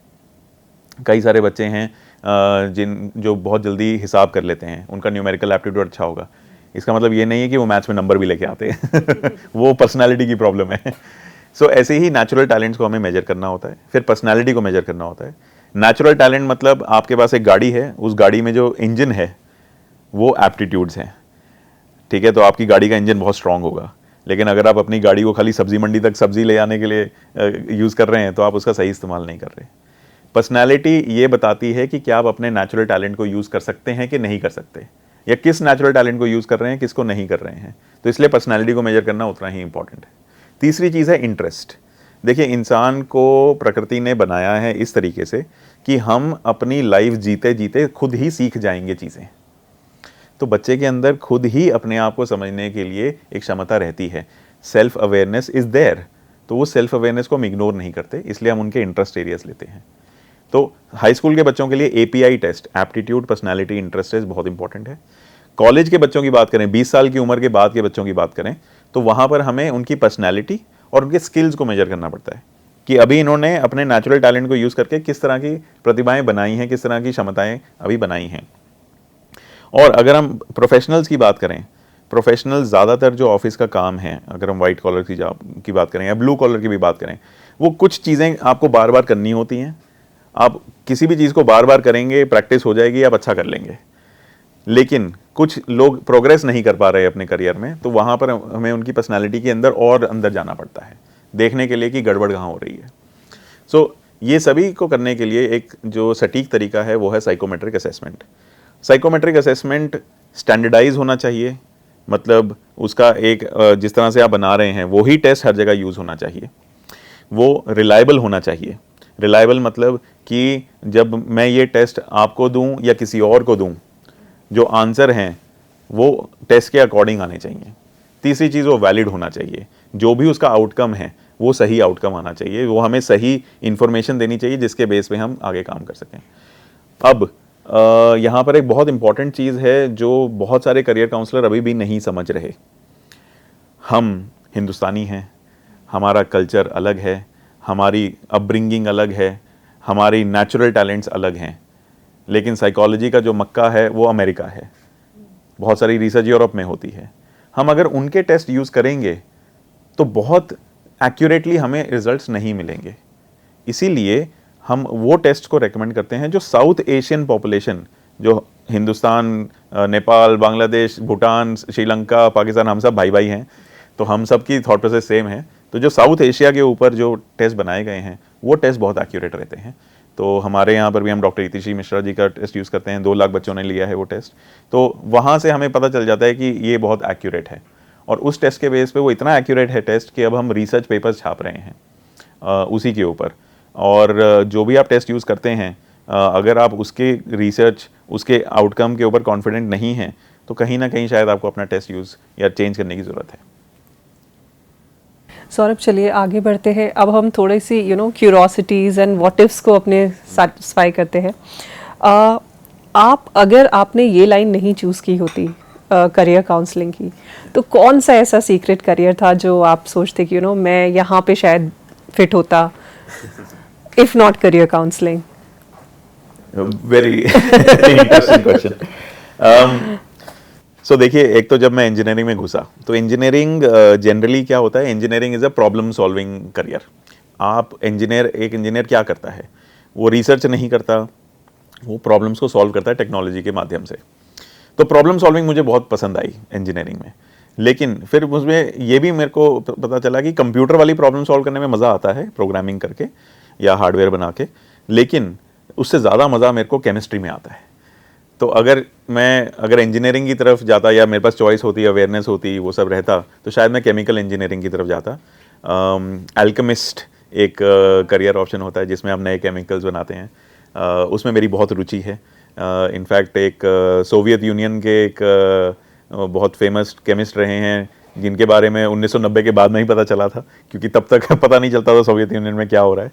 तो 1957 में उन्होंने एक रिसर्च की थी जिसके थ्रू ये पता चला था कि एक क्लोज्ड सिस्टम के अंदर भी अपने आप केमिकल रिएक्शंस हो सकते हैं। सो मतलब बहुत अच्छी रिसर्च है, मैं उसके अंदर नहीं जाऊंगा, नहीं तो बोर हो जाएंगे सभी। लेकिन that is something that I am really interested in, alchemy and chemical reactions. शायद मैं वो होता।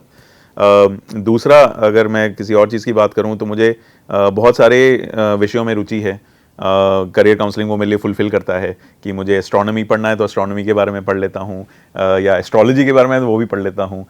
तो उस तरीके से लॉ एक ऐसा प्रोफेशन है जहाँ मुझे लगता है कि, क्योंकि आई थिंक मेरे कम्युनिकेशन स्किल्स अच्छे हैं, problem solving skill, creativity, argument बनाना, रिसर्च करना, तो वो सारे स्किल्स लॉ प्रोफेशन में यूज़ होते हैं। तो I think maybe I would have been a good lawyer.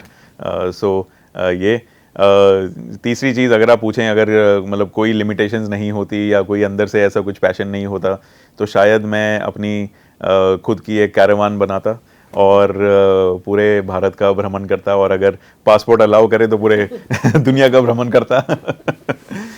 तो शायद ये। अच्छा सौरभ, कभी ऐसा हुआ है कि किसी की ज़िंदगी का गूगल मैप उनको कहीं एकदम और लेके गया है, और आपने एकदम एक हीरो बन के आपने उसके रास्ते को एकदम रीरूट कर दिया है? तो कोई स्पेशल या कोई ऐसा इंसिडेंट आपको याद आता है, कोई ऐसी पर्सनल स्टोरी है, तो प्लीज़ आप शेयर करें।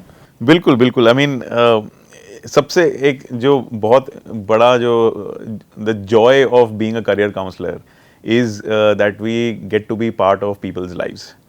तो अलग अलग लोगों की ज़िंदगी का हम एक भाग बनते हैं। वी आर वेरी ब्लेस्ड कि हमें वो चांस देते हैं करने के लिए, और ऐसी बहुत सारी सुंदर सुंदर कहानियां हैं। इनफैक्ट आप गूगल मैप्स की बात कर रहे थे, तो आई थिंक सबने, काफ़ी लोगों ने एक्सपीरियंस किया होगा, कई बार गूगल मैप बोलता है यहाँ से बाएं ले लो, और बाएं में दीवार होती है। तो हमारे पास बहुत सारे ऐसे लोग आते हैं जब उनके सामने दीवार आ जाती है और गूगल मैप के अकॉर्डिंग चल रहे थे, लेकिन अब रास्ता नहीं है, तो क्या करें।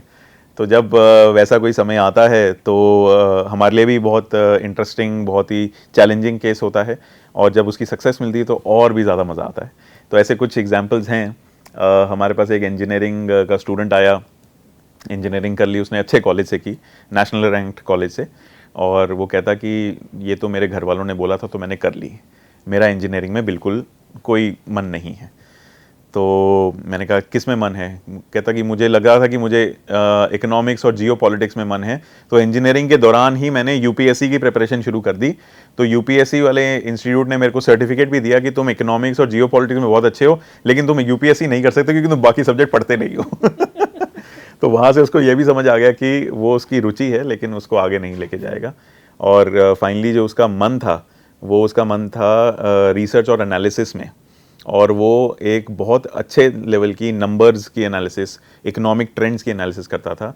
और वो इकोनॉमिक ट्रेंड्स की एनालिसिस वो कहाँ अप्लाई करना चाहता था, उसने रिसेंटली क्रिप्टो करेंसी की मार्केट और जो इंडस्ट्री है उसको ज्वाइन किया, तो उसका बहुत उसमें इंटरेस्ट आ रहा था। Actually crypto currency is just one product, जो पूरी मार्केट है उसको कहते हैं डिसेंट्रलाइज फाइनेंस, डीफाई कहते हैं उसे। तो उसका डीफाई में बहुत इंटरेस्ट था।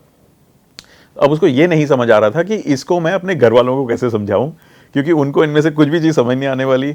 उनका काम था मुझे इंजीनियरिंग कॉलेज में डालना, अब मैं उसके बाद इंजीनियरिंग नहीं कर रहा हूँ, नौकरी नहीं ले रहा हूँ। तो वो आए, उसकी मदर डॉक्टर थी, तो उन्होंने बोला सर मुझे तो नहीं समझ आ रहा कि क्या करना है, आप प्लीज़ बताएं। 3 महीने हमने उनके साथ काम किया, उस लड़के के साथ। बहुत स्मार्ट बच्चा था, बस उसको डायरेक्शन की ज़रूरत थी।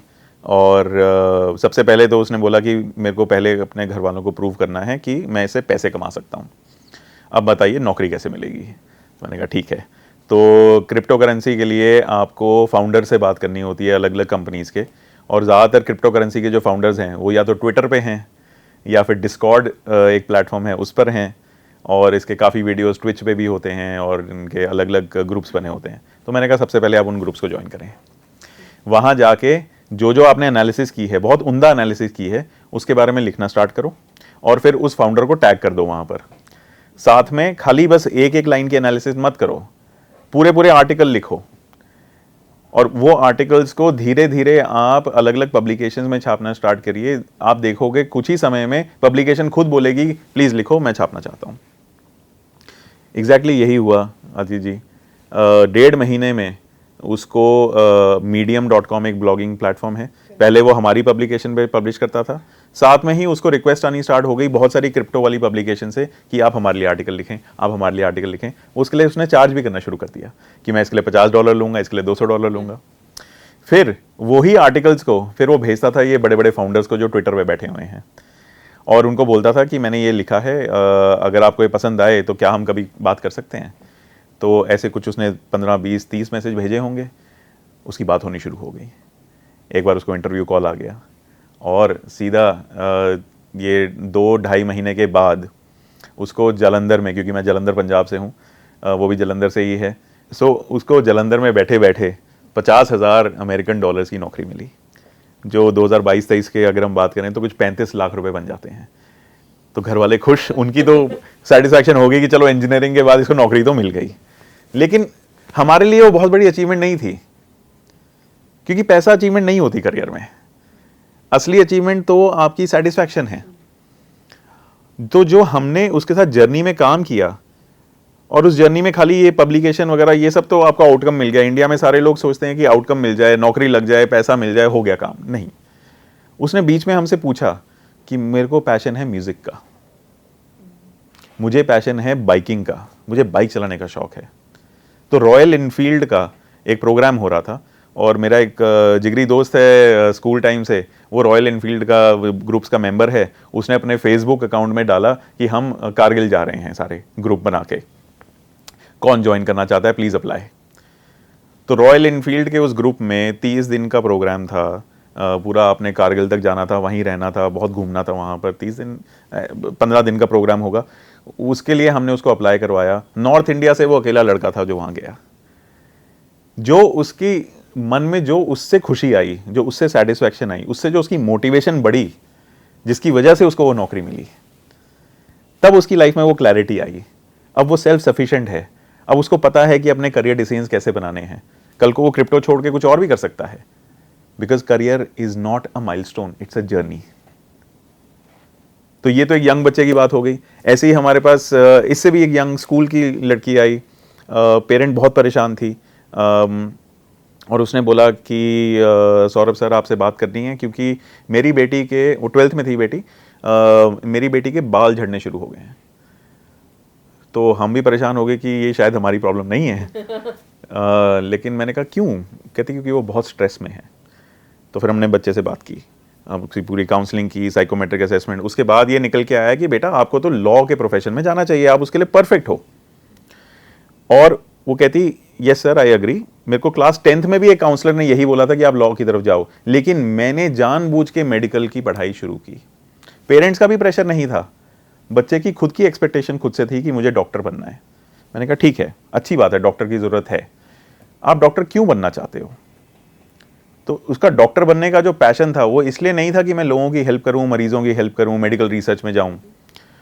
उसका डॉक्टर बनने का रीज़न ये था क्योंकि वो कहती है कि इंडियन सोसाइटी में अगर किसी महिला की रिस्पेक्ट होती है तो उसकी होती है जब वो डॉक्टर बनती है।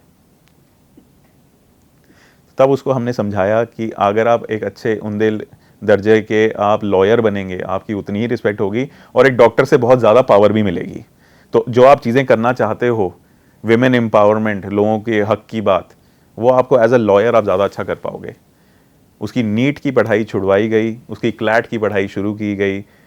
आज वो एक अच्छे लॉ कॉलेज में है, बहुत खुश है, उसको वो सारे काम करने को मिल रहे हैं जो वो करना चाहती है एक्चुअली में, लेकिन सोच कुछ और थी बच्चे की। हमारे पास एक 35-36 साल की महिला आई जो अपने कॉलेज के टाइम पे, स्कूल के टाइम पे टॉपर रही। वो इतने अच्छे मार्क्स थे उनके स्कूल में कि दिल्ली यूनिवर्सिटी में उनको एडमिशन मिली। दिल्ली यूनिवर्सिटी में मास्टर्स भी किया उन्होंने और उसके बाद यूपीएससी की प्रिपरेशन करने की कोशिश की। यूपीएससी में नहीं हुआ और वहाँ से उनका करियर का ग्राफ नीचे जाता गया उनके अकॉर्डिंग। हमारे अकॉर्डिंग नहीं, उनको लगा मेरा करियर नीचे जा रहा है क्योंकि मैं यूपीएससी नहीं कर पाई। और 35-36 साल की उम्र में जब वो हमारे पास आया कि मैं क्या करूं, मैंने एनजीओ चलाने की कोशिश कर ली, मैंने ये प्रोजेक्ट कर लिया, वो, मैंने कहा मैडम आपने इतने सारे प्रोजेक्ट कर लिए, आपको पता भी है आपने कितना काम किया है लाइफ में। तो कहते लेकिन मुझे समझ नहीं आ रहा इसको आगे कैसे लेके जाऊं, क्योंकि वो भोपाल में रहती थी और भोपाल से भी ज्यादा एक्चुअली एक आर से ना नाम है एमपी में, राजगढ़ या रायगढ़ या राजपुर, हाँ, तो ऐसे करके कोई जगह थी। वो भोपाल से भी ज़्यादा वो एक्चुअली मध्य प्रदेश के एक छोटे शहर में ज़्यादा काम करती थी। तो उनको लगता था क्योंकि मैं एक छोटे शहर में हूँ मैं कुछ कर ही नहीं सकती। अब उनको आदत है दिल्ली यूनिवर्सिटी की, उनको दिखता है कि पावर आईएएस के पास है, मैं क्या कर सकती हूँ। तो उनको सही डायरेक्शन देने के लिए हमने कहा जितना आपने काम किया है इसके लिए बस आपको सही कनेक्शन नेटवर्क बनाने की ज़रूरत है और वो आपको मिलेगा एक अच्छे एमबीए प्रोग्राम में। तो डेवलपमेंट सेक्टर का, एनजीओ के सेक्टर का एक एमबीए प्रोग्राम उनको बताया गया, जिसकी वजह से उन्होंने बहुत नेटवर्क बनाया। आज वो एक अच्छी खासी बड़ी कंपनी में काम कर रही हैं, जो उनका सपना था शुरू से। अब वो उनका सपना था, लेकिन हमें पता है शायद उसमें वो इतनी खुश नहीं रहेंगी जितना वो छोटे शहर में रह के वो ट्राइबल लोगों के साथ जो उन्होंने काम किया है या वहाँ के ट्रांसजेंडर पॉपुलेशन के साथ काम किया है, उसमें जो उनको सेटिस्फैक्शन मिली है शायद सबसे ज़्यादा वहीं मिलेगी। लेकिन उनका जो सपना था अब वो पूरा हुआ है। तो ऐसे बहुत सारे केसेस हैं जिसमें हम लोगों की हेल्प कर पाए हैं, क्योंकि मैं वही कहता हूँ कि ये universe is very kind to us, it has allowed us to be part of people's journeys. So those were some of the stories. I believe what you are doing, आपकी इतनी स्टोरीज सुनने के बाद मुझे लगता है ये तो बहुत ही नोबल काम है जो आप कर रहे हैं। Because it's not only about कि आप किसी की क्वेरी को खाली रिजॉल्व कर रहे हैं, but moreover you are again, जैसे अब किसी का कॉन्फिडेंस कम है, किसी को अपने पे ही नहीं बिलीफ है, but again you are reinstating that, right. You are even breaking some of the stereotypes, right, कि बच्चे का मन था कहीं कि नहीं फैमिली या कहीं पे सोसाइटी में तभी इज्जत होती है अगर मैं डॉक्टर हूँ। So you are breaking all of that also, so this is so noble. But ऐसा भी कभी हुआ होगा कि there would have been some bizarre question, career question that someone would have asked you, I'm sure. तो any such account या any such question that you can share with us? So बहुत bizarre questions आते हैं मतलब उसकी तो कोई limit ही नहीं है। अब तो हम मतलब जब भी काउंसलिंग में जाते हैं तो हम वेट करते हैं कि आज तो कोई टेढ़ा मेढ़ा क्वेश्चन आएगा। तो अब हम उस लेवल पे आ गए हैं कि हम पहले ही एक इंटरनल डिस्कशन हो जाती है टीम की कि ये होने वाला है। तो आजकल इतना सरप्राइज नहीं होता, बट जब मैंने ये अपनी जर्नी शुरू की 2012 में, तो देहरादून के एक बोर्डिंग स्कूल में मैं सेशन लेने गया। इनफैक्ट मेरा वो पहला सेशन था जब बच्चों के सामने, और उस सेशन में मैंने अपने पूरी जान लगाई, अपनी कहानी शेयर की कि 7 साल लगे मुझे इंजीनियरिंग छोड़ने में, क्या आप भी वही चाहते हो? अगर आप नहीं चाहते हो तो समझो अपने आप को और सही करियर चूज़ करो। सो वो सेशन वेशन किया पूरा, बच्चों ने क्वेश्चन पूछे। उसके बाद एक लड़की आई स्पेशल क्वेश्चन पूछने अलग से। अब अगर आपको नहीं पता तो इंडिया में बहुत सारे फॉरेनर्स पढ़ते हैं स्कूल्स में, स्पेशली साउथ ईस्ट एशिया से, ईस्ट एशिया से। सो साउथ कोरिया, थाईलैंड के बहुत सारे बच्चे इंडिया में आते हैं पढ़ने के लिए, क्योंकि इंडिया में बोर्डिंग स्कूल्स में अंग्रेज़ी का लेवल बहुत अच्छा है। तो इंग्लिश एक्सपोजर के लिए उनको इंडिया में भेजते हैं पेरेंट्स, स्पेशली हाई स्कूल के टाइम पे, 11th-12th के टाइम पे। तो ये लड़की थाईलैंड से थी और बहुत कॉन्फिडेंट, वो स्पेशली आई और उसने पूछा कि sir it was a very good session, thank you so much, but I have a question, you told us about so many careers, right? But I don't care about any career. I don't care which career I go into. And I said, okay, why? She said, because all I want is to be rich and famous. I don't care how it happens. मुझे नहीं फर्क पड़ता कि मैं कैसे अमीर और कैसे शोहरत प्राप्त करूंगी, लेकिन मुझे बस अमीर बनना है, मुझे बस मशहूर होना है. तो अब उस समय मेरी उम्र भी 25 साल ही थी. ऐसे सवाल का क्या आंसर करूं, तो मैं थोड़ा सा वो चक्का से रह गया करके कि ठीक है, ओके. तो तब थोड़ा सा समझ आया कि बहुत सारे यंग लोगों के अंदर एक ये फ्रस्ट्रेशन पैदा हो जाती है. और इसका जब मैंने डॉक्टर इतिश्री से बात भी की कि मैम ये ऐसा क्वेश्चन है, ये बच्चे ऐसा क्यों सोच रहे हैं, प्लस इसका आंसर क्या है, तो उन्होंने बोला देखो, अब आज के टाइम पे पेरेंट्स जो हैं वो बच्चों के ऊपर प्रेशर बहुत कम डालते हैं, जो अच्छी चीज़ है, नहीं डालना चाहिए. पर पेरेंट का काम है बच्चे को सही डायरेक्शन में पुश भी करना. तो जब पेरेंट कहता है कि मेरे साथ बहुत बुरा हुआ जी, मुझे तो सही करियर मेरे घर वालों ने तो पुश कर दिया, ये करो, तो मैंने कर दिया, पर मैं अपने बच्चे के साथ ऐसा नहीं करूँगा. तो जो बच्चा है वो 13 साल की उम्र में इतने प्रेशर में आ जाता है, क्योंकि 13 साल के बाद उसको बताया जाता है कि अब सीरियस हो जाओ, पढ़ना शुरू करो. वो 13 साल की उम्र में अपने अगले 50 साल कैसे सोच ले. अब एक 13 साल का बच्चा इतने प्रेशर को कैसे झेलेगा, जो उसको लाइफ की ही समझ नहीं है. वो अभी तक वोट नहीं कर सकता, लेकिन अपने अगले 50 साल में जिंदगी में क्या करने वाला हूं वो बता दे. जब वो प्रेशर बढ़ता रहता है, आपको सही इंफॉर्मेशन नहीं मिलती, बच्चा परेशान हो जाता है, ओवरवेल्म हो जाता है. आज के टाइम में इतनी इंफॉर्मेशन है, कंफ्यूज हो जाता है, उसकी सोच बंद हो जाती है, और एंड में आके वो उसका क्या निष्कर्ष निकलता है, उसके पास क्या सोल्यूशन निकलता है कि मुझे नहीं पता, मुझे फ़र्क नहीं पड़ता, मैं क्या करूं. अगर मैं पैसे कमा लूं, अगर मैं फेमस हो जाऊं, तो मेरे घर वाले भी खुश हैं, सोसाइटी भी खुश है, और शायद मैं भी खुश हो जाऊंगा. सो बच्चों की थॉट प्रोसेस ये बन चुकी है. तो आज के टाइम पे हम ये क्वेश्चन सीधा पूछ भी लेते हैं बच्चे से, ये सोचा है कि कोई फ़र्क नहीं पड़ता, बस अमीर हो जाऊं. हाँ सर, ऐसा होता है. तो ऐसे जवाब मिलते हैं हमें. तो ये सबसे बिजार क्वेश्चन था, और I hope this improves. Saurabh, आपको क्या लगता है कि जो करियर है वो हम अपने करियर को डेस्टिनी में लिखवा के लाते हैं, या ऐसा है कि राह चलते चलते वी पिक एंड वो हमारे स्किल्स डेवलप होते हैं, या सो बेसिकली करियर क्या है, फेट है या फिर हासिल है? सो that's a very important question, because आपको एक चीज़ बताऊं, करियर डिसीजन मेकिंग जो है, इट्स अ फील्ड जो 100 साल से पुरानी है. आई थिंक 1909 में पहली करियर डिसीजन मेकिंग थ्योरी आई थी, और इंडिया से मैं अकेला करियर काउंसलर हूं जिसकी एक करियर डिसीजन मेकिंग थ्योरी है. इनफैक्ट यूरोप और नॉर्थ अमेरिका निकाल दें तो पूरी दुनिया में और किसी ने कोई करियर डिसीजन मेकिंग थ्योरी नहीं बनाई है. करियर डिसीजन मेकिंग, जैसे मैंने बोला, साइकोलॉजी का पार्ट है, और साइकोलॉजी में एक बहुत इंपॉर्टेंट क्वेश्चन है. साइकोलॉजी को ऑलमोस्ट आप लगा लीजिए कुछ 180 साल हो गए हैं इस फील्ड को, सिगमंड फ्रॉइड से स्टार्ट हुई थी अगर तो. और वो क्या क्वेश्चन है, नर्चर वर्सेस नेचर. नेचर मतलब कि जैसे भगवान ने बनाया, जैसे यूनिवर्स ने बनाया, जो आपको अंदर डाला, आपकी पर्सनालिटी वैसी होती है, आपकी साइकोलॉजी वैसी होती है. और इंडिया में हम बोलते हैं ना, इसकी नेचर ऐसी है, राइट. या फिर आपकी पर्सनालिटी नर्चर की जाती है, या आपको ऐसी पर्सनालिटी बनाई जा सकती है. आपको अगर हम सही डायरेक्शन दें, आपकी पर्सनालिटी वैसे बनेगी, तो उसको नर्चर कहा जाता है.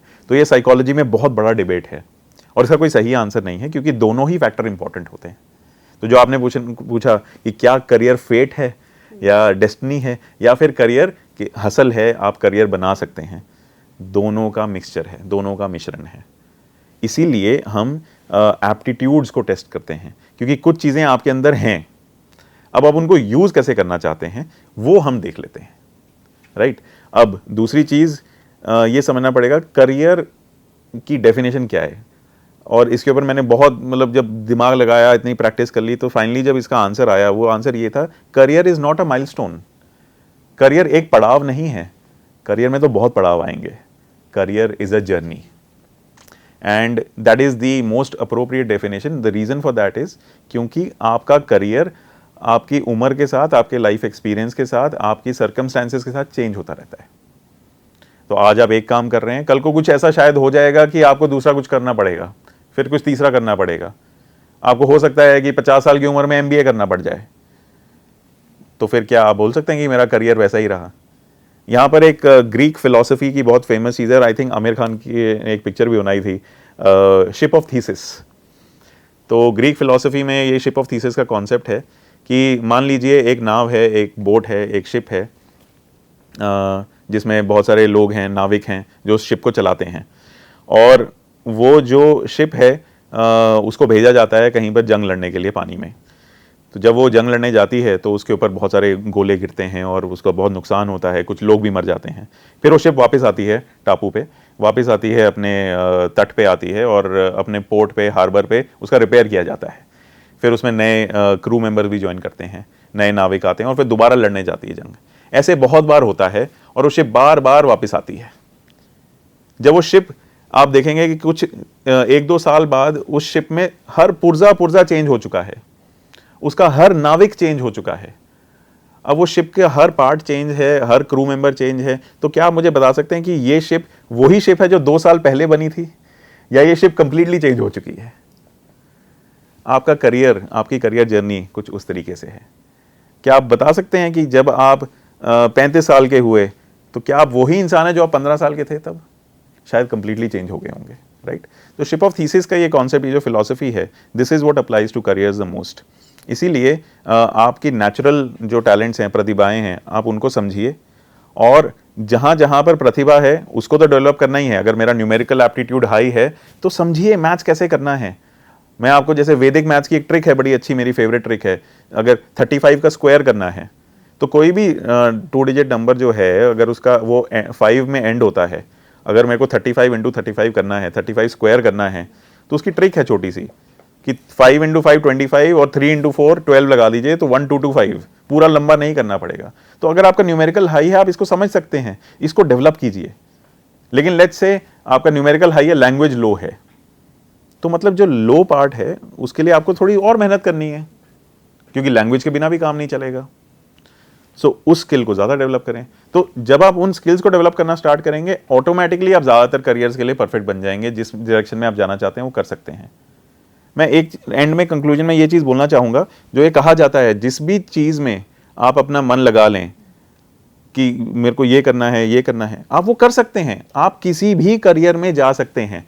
बात बस एक है, क्या आप उस करियर में अपना पोटेंशियल रियलाइज कर पाएंगे? क्या सेम सक्सेस अचीव कर पाएंगे जो बाकी लोग करेंगे, या एवरेज लेवल पे रह जाएंगे?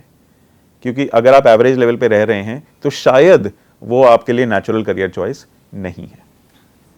And it's so beautifully that you have said, that career एक milestone नहीं है, एक journey है.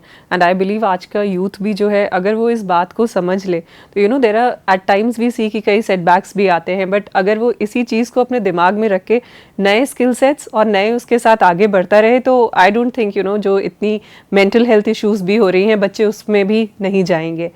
Saurabh, is there any mandatory course that you would like that it should be a part of every Indian education system?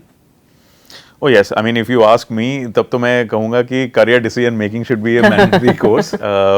In fact, जोश में एक article भी हमने लिखा था कि career decision making is the ultimate 21st century skill. अगर आप career decision making करना सीख जाते हैं तो फिर आप ज़्यादातर अपने career जो 21st century skills हैं उन सबको डेवलप कर रहे हैं। तो उसी से रिलेटेड आंसर भी है मेरा। क्रिटिकल रीजनिंग, प्रॉब्लम सॉल्विंग, ये एक सब्जेक्ट होना चाहिए जो ज़्यादातर बच्चों को एंट्रेंस एग्ज़ाम के टाइम पे सिखाया जाता है। जैसे कि आपने अगर IIM का एग्ज़ाम देना है या कैट देना है, SAT देना है, तो वहाँ पर ये सिखाया जाता है, लेकिन ये एज सच स्कूल में नहीं सिखाया जाता। साथ में दूसरा एक सब्जेक्ट जो बहुत इंपॉर्टेंट है इसके लिए, बच्चों के लिए, वो है हाउ टू आस्क क्वेश्चंस। मैं यूरोप में रह चुका हूँ, 1 साल डेनमार्क में, 1 साल मैं जापान में भी रह चुका हूँ, तो कुछ कंपैरिजन कर पाता हूँ मैं कि कैसे हम सोचते हैं। एशिया के जो बच्चे हैं क्वेश्चंस नहीं पूछते, अनफॉर्चुनेटली हमें सिखाया नहीं गया है।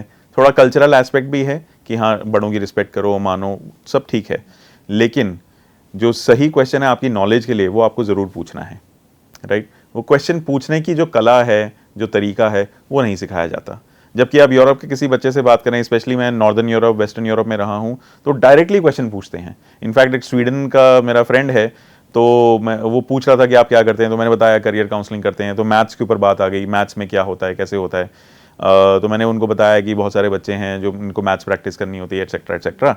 और वो कहते हैं लेकिन क्यों, कैलकुलेटर क्यों नहीं यूज़ कर रहे हो? और उसका मेरे पास कोई आंसर नहीं। क्यों? क्योंकि उसने बहुत सही क्वेश्चन पूछा कि कैलकुलेटर क्यों नहीं यूज़ कर रहे हो। आप उस चीज़ को डेवलप कर रहे हो, लेकिन आप कैलकुलेटर यूज़ करके सेम चीज़ को बहुत जल्दी कर सकते हो। अब कैलकुलेटर हम क्यों नहीं यूज़ कर रहे, मैं उसका आंसर आपको दे देता हूँ। क्योंकि जब हम मैथ्स को उस तरीके से सिखाते हैं, जैसे वैदिक मैथ्स की मैंने बात की, तो आपका एक थॉट प्रोसेस बनता है, आपकी क्रिटिकल रीजनिंग स्ट्रांग होती है, आपका एक प्रॉब्लम सॉल्विंग अप्रोच बनता है। नॉर्दर्न यूरोप के बच्चों को क्रिटिकल रीजनिंग, प्रॉब्लम सॉल्विंग बहुत अलग तरीके से सिखाई जाती है बचपन से ही। तो वो कहते हैं मैथ्स के सम क्यों करने हैं, इसमें बहुत टाइम वेस्ट हो रहा है मेरा, मुझे प्रॉब्लम सॉल्व करनी आती है ऑलरेडी। इंडिया में प्रॉब्लम सॉल्व करने का तरीका मैथ्स है, इसलिए आप देखेंगे यूनिवर्सिटी के बहुत सारे प्रोग्राम्स में मैथ्स मैंडेटरी है। उसका एक रीज़न यही है। इसलिए आप देखेंगे जो IIT JEE जो बच्चे क्रैक करते हैं, नीट जो क्रैक करते हैं, राइट, वो लाइफ में वैसे भी सक्सेसफुल रहते हैं। क्यों? क्योंकि उन्होंने प्रॉब्लम सॉल्विंग सीखी है।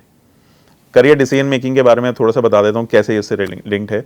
मैं एक्चुअली अकेला करियर काउंसलर हूँ इंडिया में, जिसके 3 कॉपीराइटेड मॉडल हैं इंडिया और अमेरिका दोनों में। करियर डिसीजन मेकिंग जो हमारी थ्योरी है उसका नाम है स्फीयर्स ऑफ अंडरस्टैंडिंग। हमारा काउंसलिंग फ्रेमवर्क है स्टेप 0 कि सब करने से पहले काउंसलिंग करवा लो। और तीसरा जो हमारा मेंटरशिप का फ्रेमवर्क है वो है माइक्रो एक्सपेरिमेंट्स, कि छोटे छोटे हम एक्सपेरिमेंट करते हैं, चला ठीक है, नहीं तो चेंज करो। स्फीयर्स ऑफ अंडरस्टैंडिंग में 3 अलग अलग टाइप के स्फीयर्स हैं जो आपको समझने पड़ते हैं। पहली चीज़ एक्सटर्नल नॉलेज। ज़्यादातर हम लोग क्या करते हैं कि अच्छा मुझे करियर बनाना है, बाहर क्या चल रहा है देख लो। अच्छा आजकल एक्चुअरीज चल रहा है तो एक्चुअरीज में चले जाता हूँ, ठीक है जी। AI चल रहा है तो AI ले लो। बिजनेस एनालिस्ट की, डेटा साइंस की जॉब बहुत है, ज़्यादातर बच्चे आपसे यही क्वेश्चन पूछेंगे। क्यों? क्योंकि बाहर उनको यही सुनाई देता है। यूट्यूब पे वीडियो देखते हैं, बीच बीच में वो ऐड आ जाती है, डेटा साइंटिस्ट बनना है, पाइथन सीखना है तो उसके दिमाग में चलता है यही चल रहा है। खाली एक्सटर्नल नॉलेज देख के आप सही अपना करियर डिसीजन नहीं बना सकते, क्योंकि जो बाहर चल रहा है ज़रूरी नहीं है वो आपके लिए सही है। सेकेंडली, सारी दुनिया अगर बिजनेस एनालिसिस करने लग जाएगी तो बाकी काम कौन करेगा? तो पहली चीज़ है बाहर की इंफॉर्मेशन को मैनेज कैसे करना। हमारे टाइम पे इंफॉर्मेशन होती नहीं थी, आज इतनी इंफॉर्मेशन है जो कंफ्यूज करती है, तो मैनेज करना सीखना पड़ता है। दूसरा स्फीयर है जब आप अपने आप को समझें, नो योर सेल्फ, जहां पर साइकोमेट्रिक असेसमेंट या डिटेल्ड काउंसलिंग के थ्रू ये पॉसिबल है। जब आप अपने आप को समझते हैं, फिर बाहर देखते हैं कि अच्छा ये चल रहा है, तो आप बहुत जल्दी बता देंगे कि हाँ मुझे आर्किटेक्चर में नहीं जाना, या फिर मुझे एक्चुअली एडवर्टाइजिंग में जाना चाहिए। बहुत जल्दी आप समझ जाएंगे। तीसरी चीज़ है, अब आप समझ गए अपने आप को, बाहर क्या चल रहा है, और अब आपको पता चल गया कि वो उस डायरेक्शन में जाना है, तब वहां पर पहुंचे कैसे। And that is called the door. The third sphere of understanding is door. और मैपिंग अपॉर्चुनिटीज़ की, उस मैपिंग अपॉर्चुनिटी को करेंगे कैसे। ज़्यादातर जो लोग हैं एजुकेशन इंडस्ट्री के, वो इन 3 स्फीयर्स में अलग अलग सर्विसेज प्रोवाइड करते हैं। एक्सटर्नल नॉलेज, जैसे जागरण जोश बहुत अच्छा करता है, सारी इन्फॉर्मेशन दी आपको, राइट। नोइंग योर सेल्फ, हम उसमें काम कर रहे हैं। साइकोमेट्रिक असेसमेंट की बहुत सारी कंपनीज हैं, काउंसलर्स हैं जो समझते हैं आपको। तीसरी चीज़ मैपिंग अपॉर्चुनिटी की, उस अपॉर्चुनिटी को पहुँचे कैसे। तो जितने भी टेस्ट प्रेप कंपनीज हैं, JEE, NEET, CLAT, CUET, SAT, वो सब आपको हेल्प कर रहे हैं वहाँ पहुँचने में। जितने कॉलेज काउंसलर्स हैं वो आपको हेल्प कर रहे हैं उस कॉलेज में एडमिशन लेने के लिए, राइट। तो वो सब उस एरिया में काम कर रहे हैं। एक इंसान को ये तीनों एरिया डेवलप करने पड़ते हैं, और ये चीज़ आपकी लाइफ में बार बार होगी। आज पहले क्या कहते हैं, बैचलर्स एजुकेशन में जाना है, या फिर आपको मतलब पॉलीटेक्निक में जाना चाहिए, फिर कल को मास्टर्स के लिए जाना है, इंटर्नशिप के लिए जाना है, परसों जॉब के लिए जाना है। तो ये चीज़ आप बार बार करोगे, और कोई भी चीज़ हम बार बार करते हैं तो हम एक्सपर्ट बन जाते हैं। जब हम एक्सपर्ट बनते हैं, और ये एक इंसान की उम्र में कुछ 35-36 साल के बाद होता है, लेट 30s में होता है, then you reach a 4th sphere of understanding, जिसका नाम है द गिफ्ट। हम उसको गिफ्ट क्यों कहते हैं? क्योंकि उस समय आपने 15-20 साल लगा लिए कुछ करते हुए, अब आपको इतना कॉन्फिडेंस आ जाता है कि मुझे पता है क्या नहीं करना ये नहीं कि क्या करना है, लेकिन क्या नहीं करना, और आप अपने आप से बहुत संतुष्ट रहते हैं।